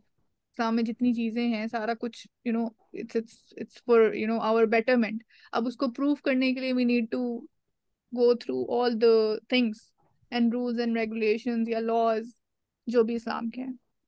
ठीक है, इस्लाम में ना वो वाली फिलॉसफी नहीं है लिव एंड लेट लिव वाली, वो क्यों नहीं है, क्या चीजें हैं क्या चीजें नहीं है, रूल्स एंड रेगुलेशंस पे चलना है क्यों चलना है, हर चीज प्रूफ नहीं हो सकती, यू नो, फेथ क्या है, ये बहुत बहुत बहुत आपने बड़ा क्वेश्चन किया है।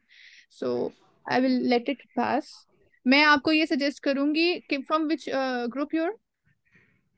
I don't know. You don't know? आप व्हाट्सएप पे किसी ग्रुप में ऐड नहीं है? आपको ये लिंक कहाँ से मैं मिला? हूँ पर मुझे पता ही नहीं कि कहाँ हूँ। ग्रुप का नाम पता है आपको? इस्लामी सिस्टम जस्ट ये लिखा है ना। चलें आपको अप्रोच कर लेते हैं इंशाल्लाह। It's okay. आप नहीं, अपना वो क्वेश्चन लिख अप्रोच के भेज। अप्रोच कैसे कर सकते हैं माइन? वो आप मुदस्सिर एक काम करें, अपना जो नंबर है ना वो मुझे यहाँ पे डायरेक्ट मैसेज कर सकते हैं हम जूम पे। ठीक है आप मुझे अपना नंबर डायरेक्ट मैसेज कर दें, आई विल चेक दैट। ठीक है चलें ठीक है जी, ठीक है। Thank you. नेक्स्ट क्वेश्चन करने हैं हम ना, फिर हम वाइंड अप करेंगे। लास्ट क्वेश्चन, वो लास्ट आ नहीं रहा ना, मैं चाह रही हूँ एक क्वेश्चन आ जाए कोई, या लाइबा फिर अकील या चलें बोए? हाँ, दो गर्ल्स आ गई थी ना, ठीक यासिर है। ईशा, सैयद यासिर अली। अस्सलाम वालेकुम जी। समझता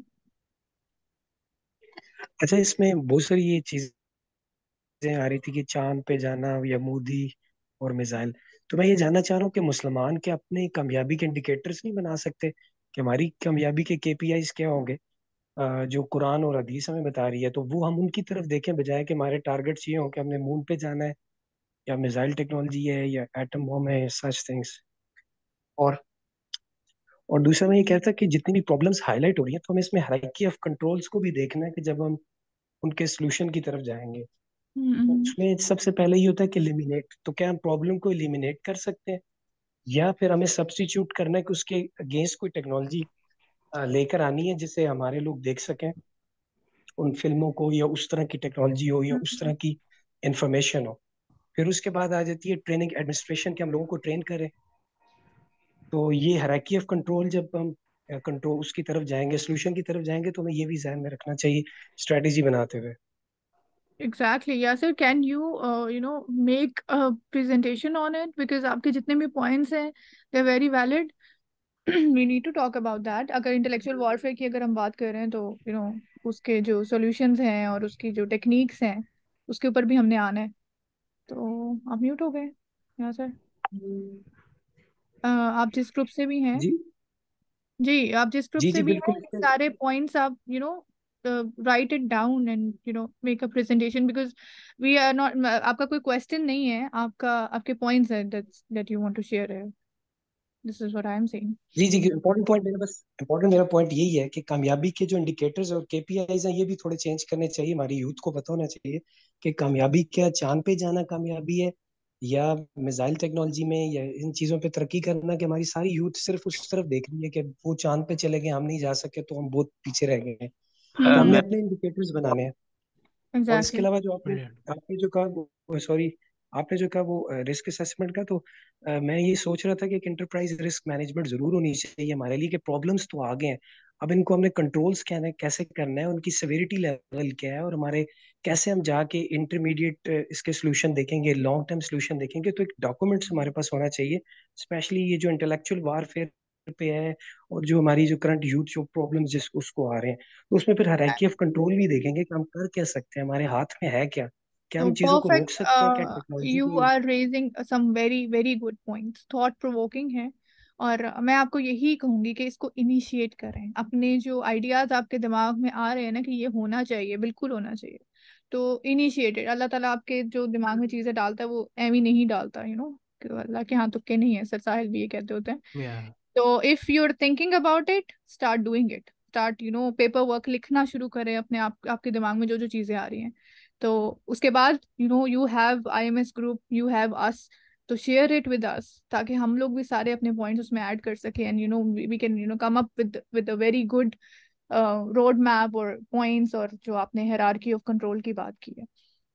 so yes sir, please approach इंशाल्लाह। योर कैप्टन और आप पीपीटी बनाए इस चीज पे। Yeah, sure, I will, thank you very much. ठीक है। अल्लाह खैर। हमने Appreciate it, guys. should we take one more या should we wind up? Question आ नहीं रहा मतलब अभी अब लास्ट क्वेश्चन सिद्रा कह रही हैं। सिद्रा अगर प्लीज छोटा सा क्वेश्चन हो तो कर लें। बाकी जो इनपुट्स और सजेशंस देना चाह रहे हैं मैं उनको यही कहूंगी कि प्लीज हमें सजेशंस और इनपुट्स भेजा करें अपने। अगर आपके कोई हैं तो जरूरी नहीं है कि सिर्फ जूम में आके अपने इस सेशन में देने हैं, अपने कैप्टन के थ्रू, अपने कम्युनिटी हेड के थ्रू, और किसी भी तरह हमारे नंबर्स भी एडेड है, हमें डायरेक्ट भी आप मैसेज कर सकते हो। जी सिद्रा। अस्सलाम वालेकुम आमना। वालेकुम सलाम। यस।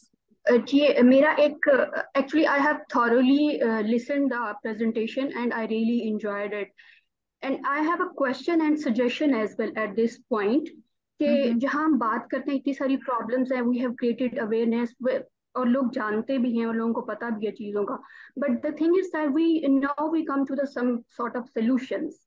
स्किल डेवलपमेंट जो है वो एक ऊपर की बात है, पहले थोड़े से शॉर्ट टर्म सॉल्यूशंस देख लेते हैं। जैसे पूरी प्रेजेंटेशंस में हमने देखा कि स्क्रीन और जो है इंगेजमेंट की बात हुई, फिर डिफरेंट टूल्स, मीडिया टूल्स की बात हुई जिसमें नेटफ्लिक्स का कहा गया, फिर जो है टिकटॉक का कहा गया। इसके पॉजिटिव एस्पेक्ट्स भी हैं। हमें ये देखना होगा कि हम इनको यूटिलाइज कैसे करते हैं, बिकॉज हमें जहाँ पे हम दीन और दुनिया के बैलेंस की बात करते हैं तो हमें ये चीज़ों की यूटिलाइजेशन पॉजिटिवली हमें किस तरह करनी है। तो एक अभी मेरे माइंड में ये आया है कि हम इसको इस तरह यूटिलाइज कर सकते हैं कि we must have certain suggestive propositions या थीम्स जिसमें हम उनको सर्च आउट करें, चाहे हम यूट्यूब पे बात करें, चाहे हम नेटफ्लिक्स पे बात करें, चाहे एग्जैक्टली हम इसी तरह टिकटॉक पे आपकी बात करें। बात मैं काट रही हूँ because I am getting your point here, we have less time, मैं इसलिए आपकी बात काट रही हूँ। आपको भी सिर्फ मैं ये कहना चाहूंगी कि हम लोग आईएमएस में पहले दिन से ट्विटर पे क्यों पुश किया जा रहा है। Twitter is the easiest thing, और ट्विटर पे we can reach so many people politically. आप आप ट्विटर पे एक्टिव हो सकते हैं, आप अपना इन्फ्लुएंस क्रिएट कर सकते हैं। टिकटॉक इंस्टाग्राम तो थोड़ी सी चलें बाद की बात है ना, आप ट्विटर पे ही अगर आ जाएं और अपना इन्फ्लुएंस क्रिएट करना शुरू कर दें, अपनी अपना रिसर्च पेपर्स, अपने आर्टिकल्स, अपने सेशंस अपने लेवल पे तो हम लोग शुरू करें। और दूसरी बात ये है कि जी क्या हम मैं ये ये सिर्फ यहाँ कहना चाहूंगी कि क्योंकि हम ऑलमोस्ट 200 प्लस लोग हैं, तो आप यहाँ पे हर प्रेजेंटेशन के एंड पे स्लाइड्स ऑफ सोल्यूशन के कि ये थीम्स हैं या ये प्रेपोजिशंस हैं, आपने ये सर्च आउट करनी है जिससे आप इंटेलेक्चुअली आप वो कंटेंट आपको मिलेगा जो आपको क्रिटिकल एनालिसिस डेवलप yes, करेगा, या yes. आप उस क्रिटिकल एनालिसिस को उन थीम्स और उन प्रेपोजिशंस पे बात करके आपकी साइकोलॉजिकली जो है वो एक अलग डायमेंशन निकलेगी, और आपका जो देखने का लेंस होगा वो आपका जो है वो इंटेलेक्चुअल वॉरफेयर को कम्बैट करेगा, आई थिंक। अच्छा, ये you very right about this कि हम लोग सोल्यूशन प्रपोज कर भी सकते हैं। सॉल्यूशंस आपको बहुत सारे आपको प्रेजेंटेशंस में भी मिल रहे होंगे, लेकिन बात वही आ जाती है कि ये प्रेजेंटेशंस देखने के बाद हमें जितना भी आज प्रेजेंटेशंस में आपको नॉलेज मिला है वो बहुत सुपरफिशियल नॉलेज था। आपको अवेयरनेस मिली, अवेयरनेस आप आगे दे सकते हो, लेकिन क्या आपको आपके पास रिसर्च है, क्या आपके पास